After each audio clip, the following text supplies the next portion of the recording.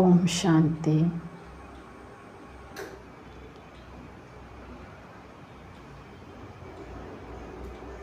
ಮಸ್ತಕ ಸಿಂಹಾಸನದಲ್ಲಿರುವ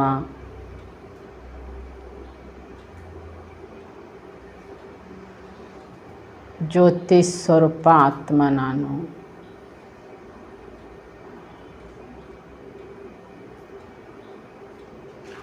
ಪ್ರಕಾಶವಾದ ಜ್ಯೋತಿ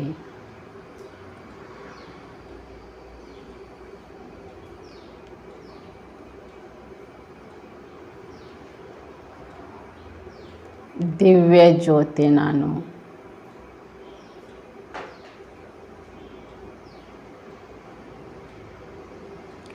ದೇಹದ ಮಾಲೀಕಾತ್ಮ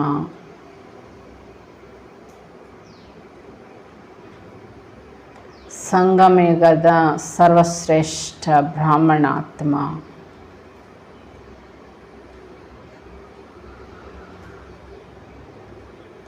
ಸಂಗಮಯುಗದ ಸರ್ವಶಕ್ತಿವಂತ ತಂದೆಯ ಮಗು ನಾನು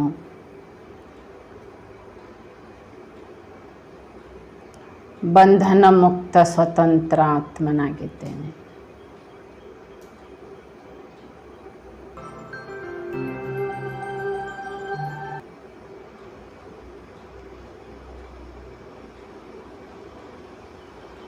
ನಾನಾತ್ಮ ಪ್ರಕಾಶ ಸ್ವರೂಪ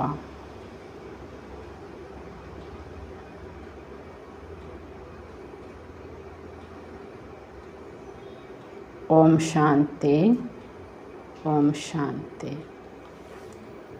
ಈ ದಿನದ ಅವ್ಯಕ್ತ ಮಹಾವಾಕ್ಯದಲ್ಲಿ ಬಾಬಾ ತಿಳಿಸ್ತಿದ್ದಾರೆ, ಪ್ರತಿ ಕರ್ಮ ಅಂದರೆ ನಾವೇನು ಬೆಳಗಿಂದ ರಾತ್ರಿವರೆಗೂ ಕೆಲಸ ಕಾರ್ಯ ಮಾಡ್ತೇವೆ, ಅದು ವಿಧಿಪೂರ್ವಕವಾಗಿ ಬಾಬಾ ಏನು ಮಾಡೋಕ್ಕೆ ಏನು ನಿಯಮ ಕೊಟ್ಟಿರ್ತಾರೆ ಅದರ ಅನುಸಾರವಾಗಿ ಮಾಡಿದರೆ ಆ ಕೆಲಸದಲ್ಲಿ ನಮಗೆ ಸಿದ್ಧಿ ಪ್ರಾಪ್ತಿ ಆಗುತ್ತೆ. ಅಂದರೆ ಅದು ಪುಣ್ಯಕರ್ಮ ಆಗುತ್ತೆ. ಆ ಕೆಲಸದ ಆ ಸೇವೆಯ ಫಲ ನಮಗೆ ಜಮಾ ಆಗುತ್ತೆ. ಆ ಸೇವೆ ಚೆನ್ನಾಗಾಗುತ್ತೆ, ಅದರ ಖುಷಿ ಸಿಗ್ತದೆ. ಇದಕ್ಕೆ ಸಿದ್ಧಿ ಅಂತ ಹೇಳ್ತಾರೆ ಬಾಬಾ. ಪ್ರತಿ ಕರ್ಮ ನಮ್ಮದು ವಿಧಿಪೂರ್ವಕವಾಗಿರಬೇಕು. ಅದು ಹೇಗೆ ಅಂತ ಬಾಬಾ ನಮಗೆ ಇಂದು ವಿವರಿಸ್ತಿದ್ದಾರೆ. ಮುರಳಿ ದಿನಾಂಕ 2/8/72. अपने को विधि द्वारा सिद्धि प्राप्त समझते हो, क्योंकि जो भी पुरुषार्थ करते हैं पुरुषार्थ का लक्ष्य है सिद्धि को पाना. ವಿಧಿಯ ಮೂಲಕ ಸಿದ್ಧಿ ಪ್ರಾಪ್ತಿ ಅಂತ ತಿಳ್ಕೊಂಡಿದ್ದೀರ. ನೀವೇನೇ ಪುರುಷಾರ್ಥ ಮಾಡ್ತಾ ಇದ್ದೀರಿ ಅಂದರೆ ಪುರುಷಾರ್ಥದ ಗುರಿ ಏನು? ನನಗೇನಾದರೂ ಭಾಗ್ಯ ಪ್ರಾಪ್ತಿ ಆಗಬೇಕು, ಸಿದ್ಧಿ ಪ್ರಾಪ್ತಿ ಆಗಬೇಕೆಂಬುದೇ ಇರುತ್ತೆ.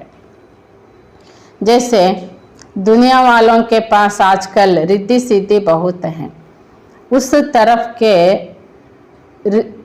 रिद्धि सिद्धि और यहाँ के विधि से ಸಿದ್ಧಿ. ಜಗತ್ತಿನಲ್ಲಿ ಕೂಡ ನೋಡಿ ರಿದ್ಧಿ ಸಿದ್ಧಿ ಕಲಿಯುಗದಲ್ಲಿ ತುಂಬ ಮಾಡ್ತಾ ಇದ್ದಾರೆ. ಆ ಬಳಿ ಅಲ್ಲಿ ಮಾಡ್ತಾ ಇರುವ ರಿದ್ಧಿ ಸಿದ್ಧಿ ಹಾಗೂ ಇಲ್ಲಿ ಸಿಗುವ ವಿಧಿಯ ಸಿದ್ಧಿ, यथार्थ है विधि और सिद्धि उसको ही दूसरे रूप में लेने के कारण रिद्धि सिद्धि में चले गए हैं.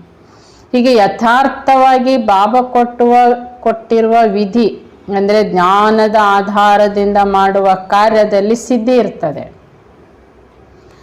ಆದರೆ ಕ್ರಮೇಣ ಏನಾಯಿತು, ಪ್ರಪಂಚದಲ್ಲಿ ಇದೇ ಒಂದು ಬಾಬಾ ಹೇಳ್ತಾರೆ ವಿಧಿ ಗೊತ್ತಿಲ್ಲದೇನೆ ಬೇರೆ ರೀತಿಯ ಆಧಾರ ಇಟ್ಟುಕೊಂಡು ರಿದ್ಧಿ ಸಿದ್ಧಿ ಅನ್ನೋದು ಆರಂಭ ಆಯಿತು.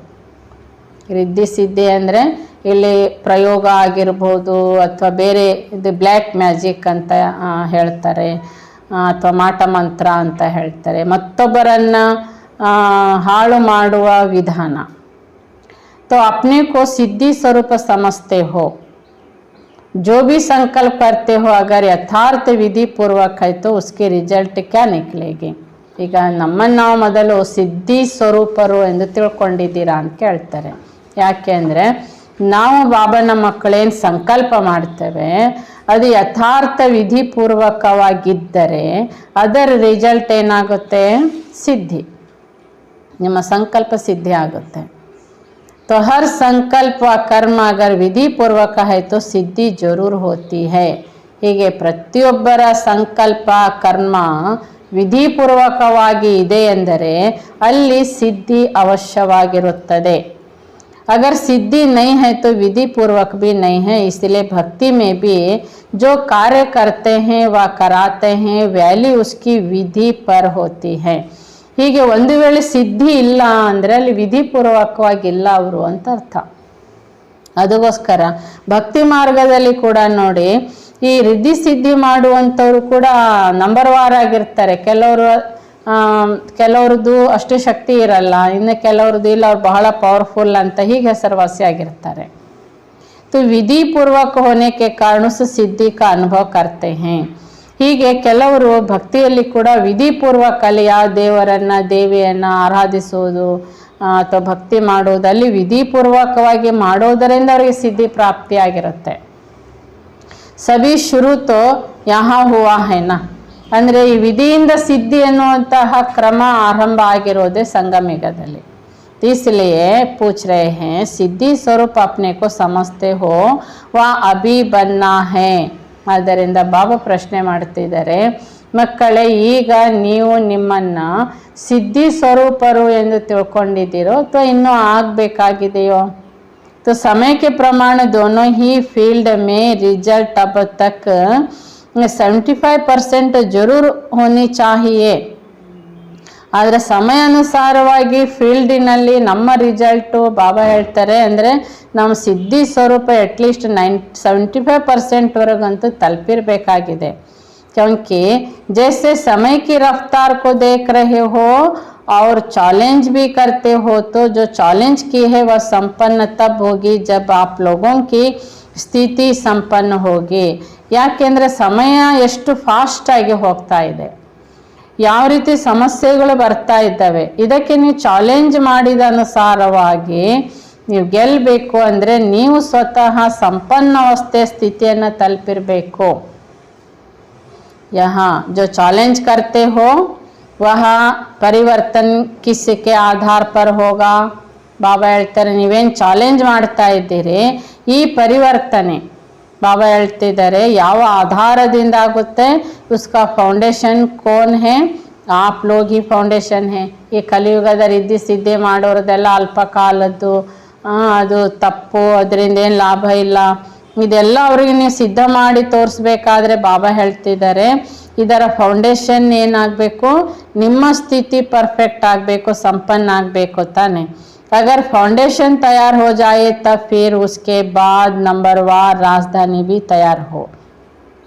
ಹೀಗೀಗ ಮೊದಲು ನಾವು ಬಾಬಾನ ಮಕ್ಕಳು ಫೌಂಡೇಶನ್ ತಯಾರು ಮಾಡ್ಕೋಬೇಕಾಗಿದೆ, ಅದನಂತರ ನಂಬರ್ವಾರ್ ಆಗಿ ರಾಜಧಾನಿ ತಯಾರಾಗುತ್ತದೆ. तो जिन्हों को राज्य करने का अधिकारी बनना है वो अपना अधिकार नहीं लेंगे तो दूसरों को फिर नंबरवार अधिकार कैसे प्राप्त होगा? ಹೀಗೆ ಬಾಬಾ ಹೇಳ್ತಿದ್ದಾರೆ, ಯಾರಿಗೆ ರಾಜ್ಯಾಧಿಕಾರ ಪ್ರಾಪ್ತಿ ಆಗೋದಿಲ್ಲ ಅಂದರೆ ತಾವು ತಮ್ಮ ಅಧಿಕಾರ ಪಡ್ಕೊಂಡಿಲ್ಲ ಅಂದರೆ ಅನ್ಯರಿಗೆ ಬಾಬಾ ಹೇಳ್ತಾರೆ ನಂಬರ್ವಾರ್ ಅಧಿಕಾರ ಪ್ರಾಪ್ತಿ ಮಾಡಿಸೋರಾಗ್ತೀರಾ. ಹೇಗೆ ಪ್ರಾಪ್ತಿ ಮಾಡಿಸ್ತೀರಾ ಅಂತ ಬಾಬಾ ಕೇಳ್ತಾರೆ. और 4 वर्ष की जो चैलेंज देते हो उसके हिसाब से जो विश्व परिवर्तन का कार्य होना है वह जब तक आप लोगों की स्थिति विधि द्वारा सिद्धि को प्राप्त न हुई होगी तो इस विश्व कल्याण के कर्तव्य में भी कैसे सिद्धि होंगे? ಹೀಗೆ ಬಾಬಾ ನಮಗೆ 4 ವರ್ಷದ ಟೈಮ್ ಕೊಟ್ಟರು ಅಂತ ತಿಳ್ಕೊಳ್ಳಿ ಪುರುಷಾರ್ಥ ಮಾಡಲಿಕ್ಕೆ. ಈ 4 ವರ್ಷದ ಸಮಯದಲ್ಲಿ ವಿಶ್ವ ಪರಿವರ್ತನೆ ಕಾರ್ಯ ನೀವು ಮಾಡಲಿಲ್ಲ ಅಂದರೆ 4 ವರ್ಷದಲ್ಲಿ ವಿಶ್ವ ಪರಿವರ್ತನೆ ಕಾರ್ಯ ಆಗಲಿಲ್ಲ ಅಂದರೆ ಇದು ಎಲ್ಲಿವರೆಗೆ ನಿಮ್ಮ ಸ್ಥಿತಿಯ ಮೂಲಕ ಸಿದ್ಧಿ ಪ್ರಾಪ್ತಿ ಆಗಲಿಲ್ಲ ಅಂತ ಹೇಳಿದರೆ ನೀವು ವಿಶ್ವ ಪರಿವರ್ತನೆ ಕಾರ್ಯ ಪರಿಪೂರ್ಣ ಮಾಡಲಿಕ್ಕೆ ಸಾಧ್ಯ ಆಗುತ್ತೆ. ಯಾಕೆಂದರೆ ನಮ್ಮ ಸ್ಥಿತಿನೇನಾಗಲಿಲ್ಲ, ಪರಿಪೂರ್ಣ ಆಗಿಲ್ಲ. ನಮ್ಮ ಸ್ಥಿತಿನೇ ಪರಿಪೂರ್ಣ ಆಗಿಲ್ಲ ಅಂತ ಹೇಳಿದರೆ ಈ ರೀತಿ ವಿಶ್ವ ಪರಿವರ್ತನೆಯ ಕಾರ್ಯದ ಸಿದ್ಧಿ ಮಾಡಲಿಕ್ಕೆ ಹೇಗೆ ಸಾಧ್ಯ ಆಗುತ್ತೆ? पहले स्वयं की सिद्धि होगी, इतना बड़ा कर्तव्य इतने बड़े समय में संपन्न करना है. ಇಲ್ಲಿ ಮೊದಲು ಸ್ವಯಂನ ಸ್ಥಿತಿಯನ್ನು ಸಿದ್ಧಿ ಮಾಡ್ಕೊಳ್ಬೇಕಾಗಿದೆ. ಇಷ್ಟು ದೊಡ್ಡ ಮಟ್ಟದ ಕರ್ತವ್ಯ ಈ ಸ್ವಲ್ಪ ಸಮಯದಲ್ಲಿನೇ ನಾವು ನಮ್ಮ ಸ್ಥಿತಿಯನ್ನು ಸಂಪನ್ನ ಮಾಡಿಕೊಳ್ಳುವುದರಲ್ಲಿ ನಾವು ಸಿದ್ಧಿಯನ್ನು ಪಡಿಬೇಕಾಗಿದೆ ಮೊದಲು. तो कितनी तेज स्पीड होनी चाहिए. ಹೀಗೆ ನಮ್ಮ ಸ್ಥಿತಿಯನ್ನು ಸಂಪನ್ನ ಮಾಡಿಕೊಳ್ಬೇಕು ಅಂದರೆ ನಮ್ಮ ಪುರುಷಾರ್ಥ ಎಷ್ಟು ಸ್ಪೀಡ್ ಇರಬೇಕು.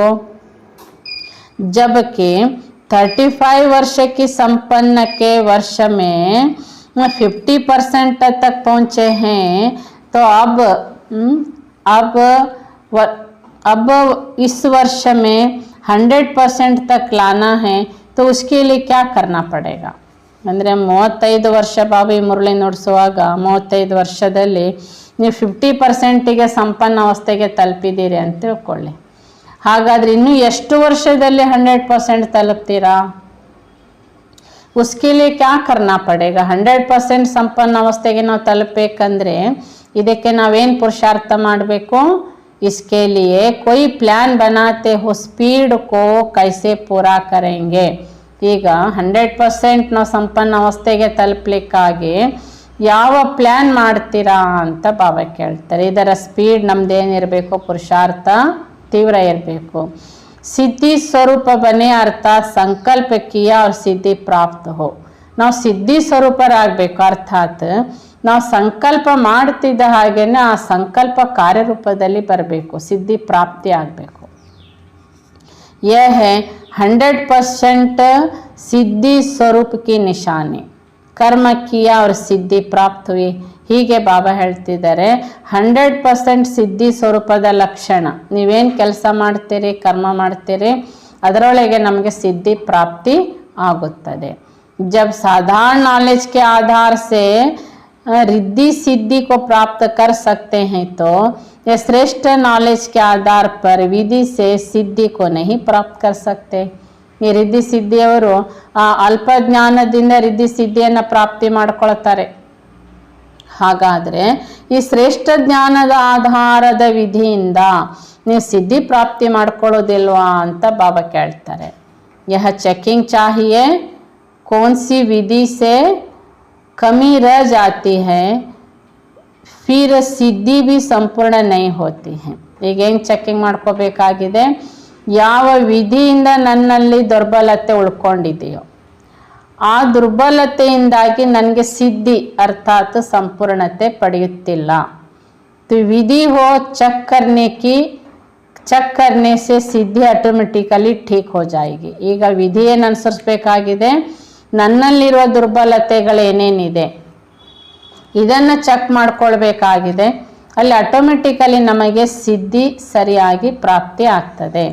तो इसमें भी सिद्धि ना प्राप्त होने का मुख्य कारण यह है जो एक ही समय तीनों रूप से सर्विस नहीं करते. ಬಾಬಾ ಹೇಳ್ತಿದ್ದಾರೆ ಇನ್ನೊಂದು ವಿಧಾನ ಏನಂದರೆ ಸಿದ್ಧಿ ಪ್ರಾಪ್ತಿಯಾಗದೇ ಇರಲಿಕ್ಕೆ ಮುಖ್ಯ ಕಾರಣ ಏನಾಗಿದೆ ಅಂದರೆ ಒಂದೇ ಸಮಯದಲ್ಲಿ 3 ಪ್ರಕಾರದ ಸೇವೆ ಮಕ್ಕಳು ಮಾಡುತ್ತಿಲ್ಲ. तीनों रूपों और तीनों ರೀತಿ से एक समान करना है. 3 ರೂಪಗಳಿಂದಲೂ 3 ರೀತಿಯಿಂದಲೂ ಒಂದೇ ರೀತಿಯಾಗಿ ಅಂದರೆ ಸಮಾನ ಸೇವೆಯನ್ನು ಮಕ್ಕಳು ಮಾಡಬೇಕಾಗಿದೆ. ಯಾವುದ್ಯಾವುದು ಸೇವೆ? Knowledgeful, powerful, loveful. ನಾವೇನು ಸೇವೆ ಮಾಡ್ತಾ ಇರ್ತೇವೆ ಆ ಸೇವೆಯಲ್ಲಿ ನಮಗೆ ನಾಲೆಜ್ ಇರಬೇಕು. ಅಂದರೆ ಬಾಬನ ನೆನಪಿನಿಂದ ಮಾಡಬೇಕು. ಆ ಸೇವೆ ಎಷ್ಟು ಸಮಯದಲ್ಲೇ ಮುಗಿಸ್ಬೇಕು ಅಂತಿರ್ತದೆ. ಕೆಲವರ ಚಿಕ್ಕ ಸೇವೆ ಇರ್ತದೆ, ಅದರಲ್ಲಿ ಟೈಮ್ ಪಾಸ್ ಮಾಡ್ತಾ ತುಂಬ ಸಮಯ ಕಳೀತಿರ್ತೇವೆ. ಅದಲ್ಲ, ನಾಲೆಜ್ಫುಲ್ಲಾಗಿ ಆ ಸೇವೆ, ಪವರ್ಫುಲ್ಲಾಗಿ ಆ ಸೇವೆ, ಲವ್ಫುಲ್ಲಾಗಿ ನಾವು ಮಾಡಬೇಕು. ಈ 3 ರೀತಿಯಿಂದ ಸೇವೆ ಕರ್ಮ ಮಾಡಿದರೆ ಅದರ ಫಲ ಸಿದ್ಧಿ ನಮಗೆ ಸಿಗ್ತದೆ. लव और ला दोनों साथ साथ आ जाते हैं. इन तीनों रूप से तो सर्विस करनी ही है, लेकिन तीनों ರೀತಿ से भी करनी है. ಹೀಗೆ ಲಾ ಮತ್ತು ಲವ್ 2 ಜೊತೆಗೆ ಇರಬೇಕಾಗಿದೆ. ಆದರೆ 3 ರೂಪದಿಂದಲೂ ನಾವು ಸೇವೆಯನ್ನು ಮಾಡಬೇಕಾಗಿದೆ. ಆದರೆ ಬಾಬಾ ಹೇಳ್ತಾರೆ 3 ರೀತಿಯ ಸೇವೆ ಮಾಡುತ್ತಿದ್ದೀರಾ, ಅರ್ಥಾತ್ ಮನಸ ವಾಚಾ ಕರ್ಮಣ तीनों रीति से और एक ही समय तीनों रूप से करनी है। ಮೂರು ರೂಪದಿಂದಲೂ ಮನಸ ವಾಚ ಕರ್ಮಣ ಎಟ್ ಎ ಟೈಮ್ ಒಂದು ಸೇವೆ ಮಾಡ್ತಾ ಇದ್ದೇವಂದ್ರೆ ಮನಸ್ಸು ಮಾತು ಕರ್ಮ ಒಂದೇ ಸೇವೆಯಲ್ಲಿ ನಿರತಾಗಿರಬೇಕು. तो जब ವಾಣಿ ದ್ವಾರ ಸರ್ವಿಸ್ करते हो तो ಮನಸಾ भी ಪವರ್ಫುಲ್ हो. ನೋಡಿ, ನಾವು ಯಾವಾಗ ಜ್ಞಾನ ಹೇಳ್ತಾ ಇದ್ದೇವೆ, ವಾಣಿ ಸೇವೆ ಮಾಡ್ತಾ ಇದ್ದೇವೆ ಅಂತ ತಿಳ್ಕೊಳ್ಳಿ, ಅಲ್ಲಿ ನಮ್ಮ ಮನಸ್ಸು ಪವರ್ಫುಲ್ ಆಗಿರಬೇಕು. पावरफुल स्टेज से उनकी मनसा को भी चेंज कर देंगे और वाणी द्वारा उनको नॉलेजफुल बना देंगे. ಹೀಗೆ ಪವರ್ಫುಲ್ ಸ್ಥಿತಿ ಇಟ್ಟುಕೊಂಡು ನೀವು ಮನಸ್ಸನ್ನು ಸೇವೆ ಮಾಡ್ತಾ ಇದ್ದೀರಂದರೆ ಅಲ್ಲಿ ಅವರ ಮನಸ್ಸನ್ನು ಬದಲಾಯಿಸ್ಲಿಕ್ಕಾಗುತ್ತೆ. ಹೀಗೆ ವಾಣಿ ಮೂಲಕ ನಾವು ನಾಲೆಜ್ಫುಲ್ ಆಗ್ತೇವೆ. और फिर कर्मणा सर्विस अर्थात जो उनके संपर्क में आते हैं वह संपर्क ऐसा फुल हो जो ऑटोमेटिकली वह महसूस करे कि यह कोई अपने गॉडली ಫ್ಯಾಮಿಲಿ ಮೇ ಪहुंच गया हूँ. ಹೀಗೆ ಮನಪೂರ್ವಕವಾಗಿ ಪವರ್ಫುಲ್ ಆಗಿ ಅವರಿಗೆ ಜ್ಞಾನ ತಿಳಿಸ್ತಾ ಇದ್ದಾಗ ಆಟೋಮೆಟಿಕಲಿ ಅವರಿಗೆ ಅನುಭವ ಆಗುತ್ತೆ, ನಾನು ಆತ್ಮ, ಈ ಈಶ್ವರಿಯ ಪರಿವಾರದ ಸದಸ್ಯ ನಾನು ಅಂತ ಅವರಿಗೆ ಅನುಭವ ಆಗಿರಬೇಕು. तो यह चलन ही ऐसे हो जिससे वह फील करे कि यह मेरी असली ಫ್ಯಾಮಿಲಿ है. ಹೀಗೆ ಅವರ ನಡವಳಿಕೆಯಿಂದಲೇ ನಿಮಗೆ ಗೊತ್ತಾಗ್ಬಿಡ್ತದೆ, ನಾನು ನನ್ನ ನಿಜವಾದ ಪರಿವಾರಕ್ಕೆ ಬಂದಿದ್ದೇನೆ. अगर इन तीनों रीति से उनकी मनसा को भी कंट्रोल कर लो और वाणी से नॉलेज दे, लाइट माइट का वरदान दो और कर्मणा अर्थात संपर्क द्वारा अपनी स्थूल एक्टिविटी द्वारा गॉडली फैमिली का अनुभव करावो, तो इस विधि पूर्वक सर्विस करो तो सिद्धि नहीं होगी. ಬಾಬಾ ಪ್ರಶ್ನೆ ಮಾಡ್ತಾ ಇದ್ದಾರೆ, ನೋಡಿ, ನಾವು ಯಾವಾಗ ಮನಸ ವಾಚ ಕರ್ಮಣ ನೀವು ಮಾತಿನ ಸೇವೆ ಮಾಡ್ತಾ ಇದ್ದೀರಿ, ಮನ ಪವರ್ಫುಲ್ ಆಗಿ ನೀವು ಸೇವೆ ಅವರಿಗೆ ಸಂಕಲ್ಪ ಕೊಟ್ಟು ಸೇವೆ ಮಾಡ್ತಾ ಇದ್ದೀರಿ ಅಂದರೆ ಅಸಲಿ ನನ್ನ ನಿಜ ಮನೆಗೆ ಪರಿವಾರಕ್ಕೆ ಬಂದೆ ಅಂತ ಅನುಭವ ಅವರಿಗೆ ಮಾಡಿಸ್ತಾ ಇದ್ದೀರಿ ಅಂದರೆ ಬಾಬಾ ಹೇಳ್ತಿದ್ದಾರೆ, ಹಾಗಾದರೆ 3 ಪ್ರಕಾರದ ಮನಸ ನಿಮಗೆ ಕಂಟ್ರೋಲ್ ಇಟ್ಟುಕೊಂಡು ಸೇವೆ ಮಾಡ್ತಾ ಇದ್ದೀರಿ, ನಾಲೆಜ್ ಫುಲ್ ಆಗಿ ಸೇವೆ ಮಾಡ್ತಾ ಇದ್ದೀರಿ, ಲೈಟ್ ಮೈಟ್ ವರದಾನ ಕೊಟ್ಟು ನೀವು ಕರ್ಮಣ ಅರ್ಥಾತ್ ಸಂಪರ್ಕದ ಮೂಲಕ ಸೇವೆ ಮಾಡ್ತಾ ಇದ್ದೀರಿ, ಸ್ಥೂಲ ಆಕ್ಟಿವಿಟಿ ಮೂಲಕ ನೀವು ಗಾಡ್ಲಿ ಫ್ಯಾಮಿಲಿಯ ಅನುಭವ ಅವರಿಗೆ ಮಾಡಿಸ್ತಾ ಇದ್ದೀರಿ, ಈ ವಿಧಿಪೂರ್ವಕ ಸೇವೆ ನೀವು ಮಾಡ್ತಾ ಇದ್ದೀರಿ ಅಂದರೆ ಇಲ್ಲಿ ನಿಮಗೆ ಸಿದ್ಧಿ ಸಿಗೋದಿಲ್ವಾ ಅಂತ ಬಾಬನ ಪ್ರಶ್ನೆ. एक ही समय तीनों रीति और 3 रूप से सर्विस नहीं करते हो. ಒಂದು ಏನೇ ಸೇವೆ ಮಾಡ್ತಾ ಇದ್ದೇವೆಂದರೆ ಅಲ್ಲಿ 3 ಅಲ್ಲಿಯೇ ಇರಬೇಕು, ಮನಸ ವಾಚ ಕರ್ಮಣ. जब वाचा में आते हो तो मनसा जो पावरफुल होनी चाहिए वह कम हो जाती है. ನೋಡಿ, ಯಾವಾಗ ನಾವು ಮಾತಾಡಲಿಕ್ಕೆ ಆರಂಭಿಸ್ತೇವೆ ಅಂದರೆ ಮಾತಿನ ಸೇವೆ ನಡೀತಾ ಇದೆ ಅಂದಾಗ ನಮ್ಮ ಮನಸ್ಸು ಪವರ್ಫುಲ್ ಇರಬೇಕು, ಆತ್ಮಚಿಂತನದಲ್ಲಿ ಸ್ವಮಾನದಲ್ಲಿ. ಅದು ಇಲ್ಲ ಅಂದಾಗ ಅಲ್ಲಿ ವಾಚಾ ಸೇವೆಯ ಬಲ ಕಮ್ಮಿ ಆಗಿಬಿಡ್ತದೆ. जब रमणीक एक्टिविटी से किसी को संपर्क में लाते हो तो मनसा जो पावरफुल होनी चाहिए वह नहीं रहती है. ಹೀಗೆ ರಮಣೀಕವಾಗಿ ಆಕ್ಟಿವಿಟಿಯಿಂದ ನೀವು ಅವರಿಗೆ ಜ್ಞಾನ ತಿಳಿಸ್ತಾ ಇದ್ದೀರಿ, ನೀವು ಸಂಬಂಧ ಸಂಪರ್ಕದಲ್ಲಿ ತರ್ತಾ ಇದ್ದೀರಿ, ನಿಮ್ಮ ಮನಸ್ಸು ಪವರ್ಫುಲ್ ಆಗಿದೆ ಎಂಬುದು ಅಲ್ಲಿ ಗೊತ್ತಾಗ್ತದೆ. ನೀವು ತುಂಬ ಒಳ್ಳೆ ರೀತಿಯಿಂದ ಭಾಷಣ ಮಾಡ್ತಾ ಇದ್ದಾರೆ ಅದು ಬೇರೆ, ಆದರೆ ಅದರ ಜೊತೆಗೆ ವಾಚಾ ಜೊತೆಗೆ ನಿಮ್ಮ ಮನಸ್ಸು ಪವರ್ಫುಲ್ ಆಗಿದೆ ಎಂದಾಗ ಅದರ ಒಂದು ಎಫೆಕ್ಟ್ ಬೇರೆ ಇರ್ತದೆ. तो एक ही समय तीनों अगर इकट्ठे हो तो सिद्धि जरूर मिलेगी. मनसा वाचा कर्मण, ನಾಲೆಜ್ಫುಲ್, ಪವರ್ಫುಲ್, ಲವ್ಫುಲ್, ಈ 3 ಒಟ್ಟಿಗೆ ಇಟ್ಟುಕೊಂಡು ನೀವು ಸೇವೆ ಮಾಡ್ತಾ ಇದ್ದೀರಿ ಎಂದರೆ ಅಲ್ಲಿ ಅಗತ್ಯ ಬಾಬಾ ಹೇಳ್ತಾ ಇದ್ದಾರೆ, ನೀವು ಸಿದ್ಧಿ ಸ್ವರೂಪರಾಗುತ್ತೀರಿ. ಅಂದರೆ ನಾವೇನು ಸೇವೆ ಮಾಡ್ತೇವೆ ಅದರ ಫಲ ಪರಿಪೂರ್ಣ ರೂಪದಲ್ಲಿ ಬರುತ್ತೆ. इस रीति से सर्विस करने का अभ्यास और अटेंशन होना चाहिए. ಈ ರೀತಿಯಿಂದ ಸೇವೆ ಮಾಡುವ ಅಭ್ಯಾಸನೇ ಇರಬೇಕು, ನಮಗೆ ಅಟೆನ್ಷನ್ ಕೊಡಬೇಕು. ಇದೇ ಮುಖ್ಯ ಪುರುಷಾರ್ಥ. ಮನಸ್ಸು ಪವರ್ಫುಲ್ ಇರಬೇಕು, ಮಾತು ನಾಲೆಜ್ಫುಲ್ ಆಗಿರಬೇಕು, ಮತ್ತು ಲಾಫುಲ್ ಆಗಿರಬೇಕು. ಅಲ್ಲಿ ಬಾಬನ ಶ್ರೀಮತ ಏನಿದೆ ಅದರಂತೆಯೇ ಇರಬೇಕು. तो संपर्क में नहीं, ऊपर ऊपर में संपर्क में आते हैं. ಈ ಮೂರು ರೀತಿ ಇಲ್ಲ, ಅಟೆನ್ಷನ್ ನಾವು ಕೊಟ್ಟಿಲ್ಲ, ಮಾಡ್ತಾ ಇದ್ದೇವೆ ಒಟ್ರಾಸೆ ಅಂದರೆ ಅಲ್ಲಿ ಸಂಬಂಧ ಸಂಪರ್ಕದಲ್ಲಿ ಬರ್ತಾರೆ. ಆದರೆ ಡೀಪ್ ಆಗೇನು ಈ ಪರಿವಾರದ ಮಗು ನಾನು, ಈ ಪರಿವಾರದ ಸದಸ್ಯ ನಾನು ಎಂಬ ಅನುಭವ ಅವರಿಗೆ ಆಗಲ್ಲ. ವಹ ऊपर का ಸಂಪರ್ಕ ಅಲ್ಪಕಾಲ का रहता है. ಹೀಗೆ ಅವರು ಬಾಬನ ಸಂಪರ್ಕದಲ್ಲಿ ಸಂಬಂಧದಲ್ಲಿರೋರೆ, ಆದರೆ ಅಲ್ಪಕಾಲದವರಾಗಿರ್ತಾರೆ. ಕರೆದಾಗ ಮಾತ್ರ ಬರೋದು, ಮತ್ತಿಲ್ಲ, ಹೀಗಿರ್ತಾರೆ. भले लव में आते भी हो लेकिन लवफुल के साथ पावरफुल हो. इन आत्माओं में भी पावर भरे जिससे वहाँ समस्याएं वायुमंडल वाइब्रेशन का सामना कर सदाकाल संबंध में रहे, वह नहीं होता. ಬಾಬಾ ಹೇಳ್ತಿದ್ದಾರೆ, ಭಲ ನೀವು ಲವ್ ಅಲ್ಲಿದ್ದೀರಿ, ಆದರೆ ಲವ್ಫುಲ್ ಇಲ್ಲ, ಜೊತೆಗೆ ಪವರ್ಫುಲ್ ಇರಬೇಕು. ಈ ರೀತಿ ಇದ್ದಾಗ ಅನ್ಯ ಆತ್ಮಗಳ ಮೇಲೆ ನಿಮ್ಮ ಪವರ್ ಅಂದರೆ ಬಾಬಾ ಹೇಳ್ತಾರೆ ಅವರ ಸಮಸ್ಯೆಗಳೇನು ವಾಯುಮಂಡಲದಲ್ಲಿ ವೈಬ್ರೇಷನ್ನಲ್ಲಿ ಹರಡಿಸ್ತಾರೆ. ಬಾಬಾ ಹೇಳ್ತಿದ್ದಾರೆ ಈ ರೀತಿ ನಿಮ್ಮ ಸಂಬಂಧದಲ್ಲಿ ಬಂದಾಗ ಅವರು ತಮ್ಮ ಸಮಸ್ಯೆ ತಮ್ಮ ದುಃಖವನ್ನು ಮರೀತಾರೆ. ಅವರಿಗೆ ನಮ್ಮ ದುಃಖ ನಮ್ಮ ಸಮಸ್ಯೆ ಹೇಳ್ತಲೇ ಇರೋದಲ್ಲ. ನೀವು ಅವರ ಸೇವೆ ಮಾಡೋರು ಅಂದರೆ ನೀವು ನಿಮ್ಮ ದುಃಖ ಚಿಂತೆ ಅವ್ರಿಗೆ ಹೇಳಲಿಕ್ಕಲ್ಲ. ಯಾಕೆ ನಮ್ಮ ದುಃಖ ಚಿಂತೆ ಕೇಳಲಿಕ್ಕೆ ನಮಗೆ ಜೊತೆಗಿದ್ದಾರೆ, ಪರಮಾತ್ಮ ತಂದೆಯಾಗಿದ್ದಾರೆ. ಹೊರಗಿನವ್ರಿಗೆ ಯಾರು ಇರೋದಿಲ್ಲಲ್ಲ. ಅವರ ಸೇವೆ ನಾವು ಮಾಡಬೇಕು ಅಂದ್ರೇ ಬಾಬಾ ಹೇಳ್ತಾರೆ ಲವ್ಫುಲ್, ಲಾಫುಲ್, ಪವರ್ಫುಲ್ ಆಗಿರಬೇಕು ನಾವು. ಅದಕ್ಕೆ ಬಾಬಾ ಹೇಳ್ತಾರೆ ಸದಾ ಸಂಬಂಧ में रहे वह नहीं होता. तो यह नॉलेज पर अट्रैक्ट होते हैं, वह लव पर होते हैं. ಹೀಗೆ ನೋಡಿ, ನೀವು ಯಾರಿಗೆ ಜ್ಞಾನ ಹೇಳ್ತೀರಿ ಅವ್ರು ನೀವು ಕೊಡುವ ಹೇಳುವ ಜ್ಞಾನದ ಮೇಲೆ ಅಟ್ರಾಕ್ಟ್ ಆಗ್ತಾರೋ, ನೀವು ಕೊಡುವ ಪ್ರೀತಿ ಮೇಲೆ ಅಟ್ರಾಕ್ಟ್ ಆಗ್ತಾರೋ. ज़्यादा लव पर होते हैं, सेकेंड नंबर नॉलेज है. लेकिन पावरफुल ऐसा हो जो कोई भी बात सामने आवे तो हिले नहीं, यह कमी अजून है. ಆದರೆ ಸಾಮಾನ್ಯವಾಗಿ ಪ್ರಪಂಚದವರಿಗೆ ಬೇಕಾಗಿರೋದು ಪ್ರೀತಿಗೆ ಅಟ್ರಾಕ್ಟ್ ಆಗ್ತಾರೆ. ನೀವು ಜ್ಞಾನ ನಿಯಮ ಹೇಳಿದರೆ ಅವ್ರಿಗೆ ಇಷ್ಟ ಆಗಲ್ಲ. ಆದರೆ ಹಾಗಂತೇಳಿ ನಾವು ಅದೊಂದು ಮಾತ್ರ ಕೊಡಲಿಕ್ಕೆ ಬರಲ್ಲ. ಅದಕ್ಕೆ ಬಾಬಾ ಹೇಳ್ತಾರೆ ಲವ್ಫುಲ್ ಆಗಿರಿ, ಜೊತೆಗೆ ನೀವು ಲಾಫುಲ್ಲು ಮತ್ತು ಪವರ್ಫುಲ್ಲು ಆಗಿರಬೇಕು. ಈ ಮೂರು ಸಮಾನ ಇಟ್ಟುಕೊಂಡು ಜ್ಞಾನ ಹೇಳ್ರಿ ನೋಡಿ, ಆಗ ನೀವು ಖಂಡಿತ ಆತ್ಮಕ್ಕೆ ಪರಿವರ್ತನೆ ಮಾಡಲಿಕ್ಕಾಗುತ್ತೆ. ಆದರೆ ಈ ಸ್ಥಿತಿ ಇನ್ನೂ ಮಕ್ಕಳಿಗೆ ರೂಪಣೆ ಆಗಿಲ್ಲ. तो सर्विसेबल निमित्त बनते हैं, उन्हों में भी नॉलेज ज़्यादा है, लव भी है, लेकिन पावर कम है. ಹೀಗೆ ಸೇವೆಗೆ ನಿಮಿತ್ತರಾಗಿದ್ದೀರಾ, ಹೌದಾ, ಆದರೆ ನೀವು ನಾಲೆಜ್ ಫುಲ್ ಆಗಿದ್ದೀರಿ, ಆದರೆ ಪವರ್ ಕಮ್ಮಿ ಇದೆ.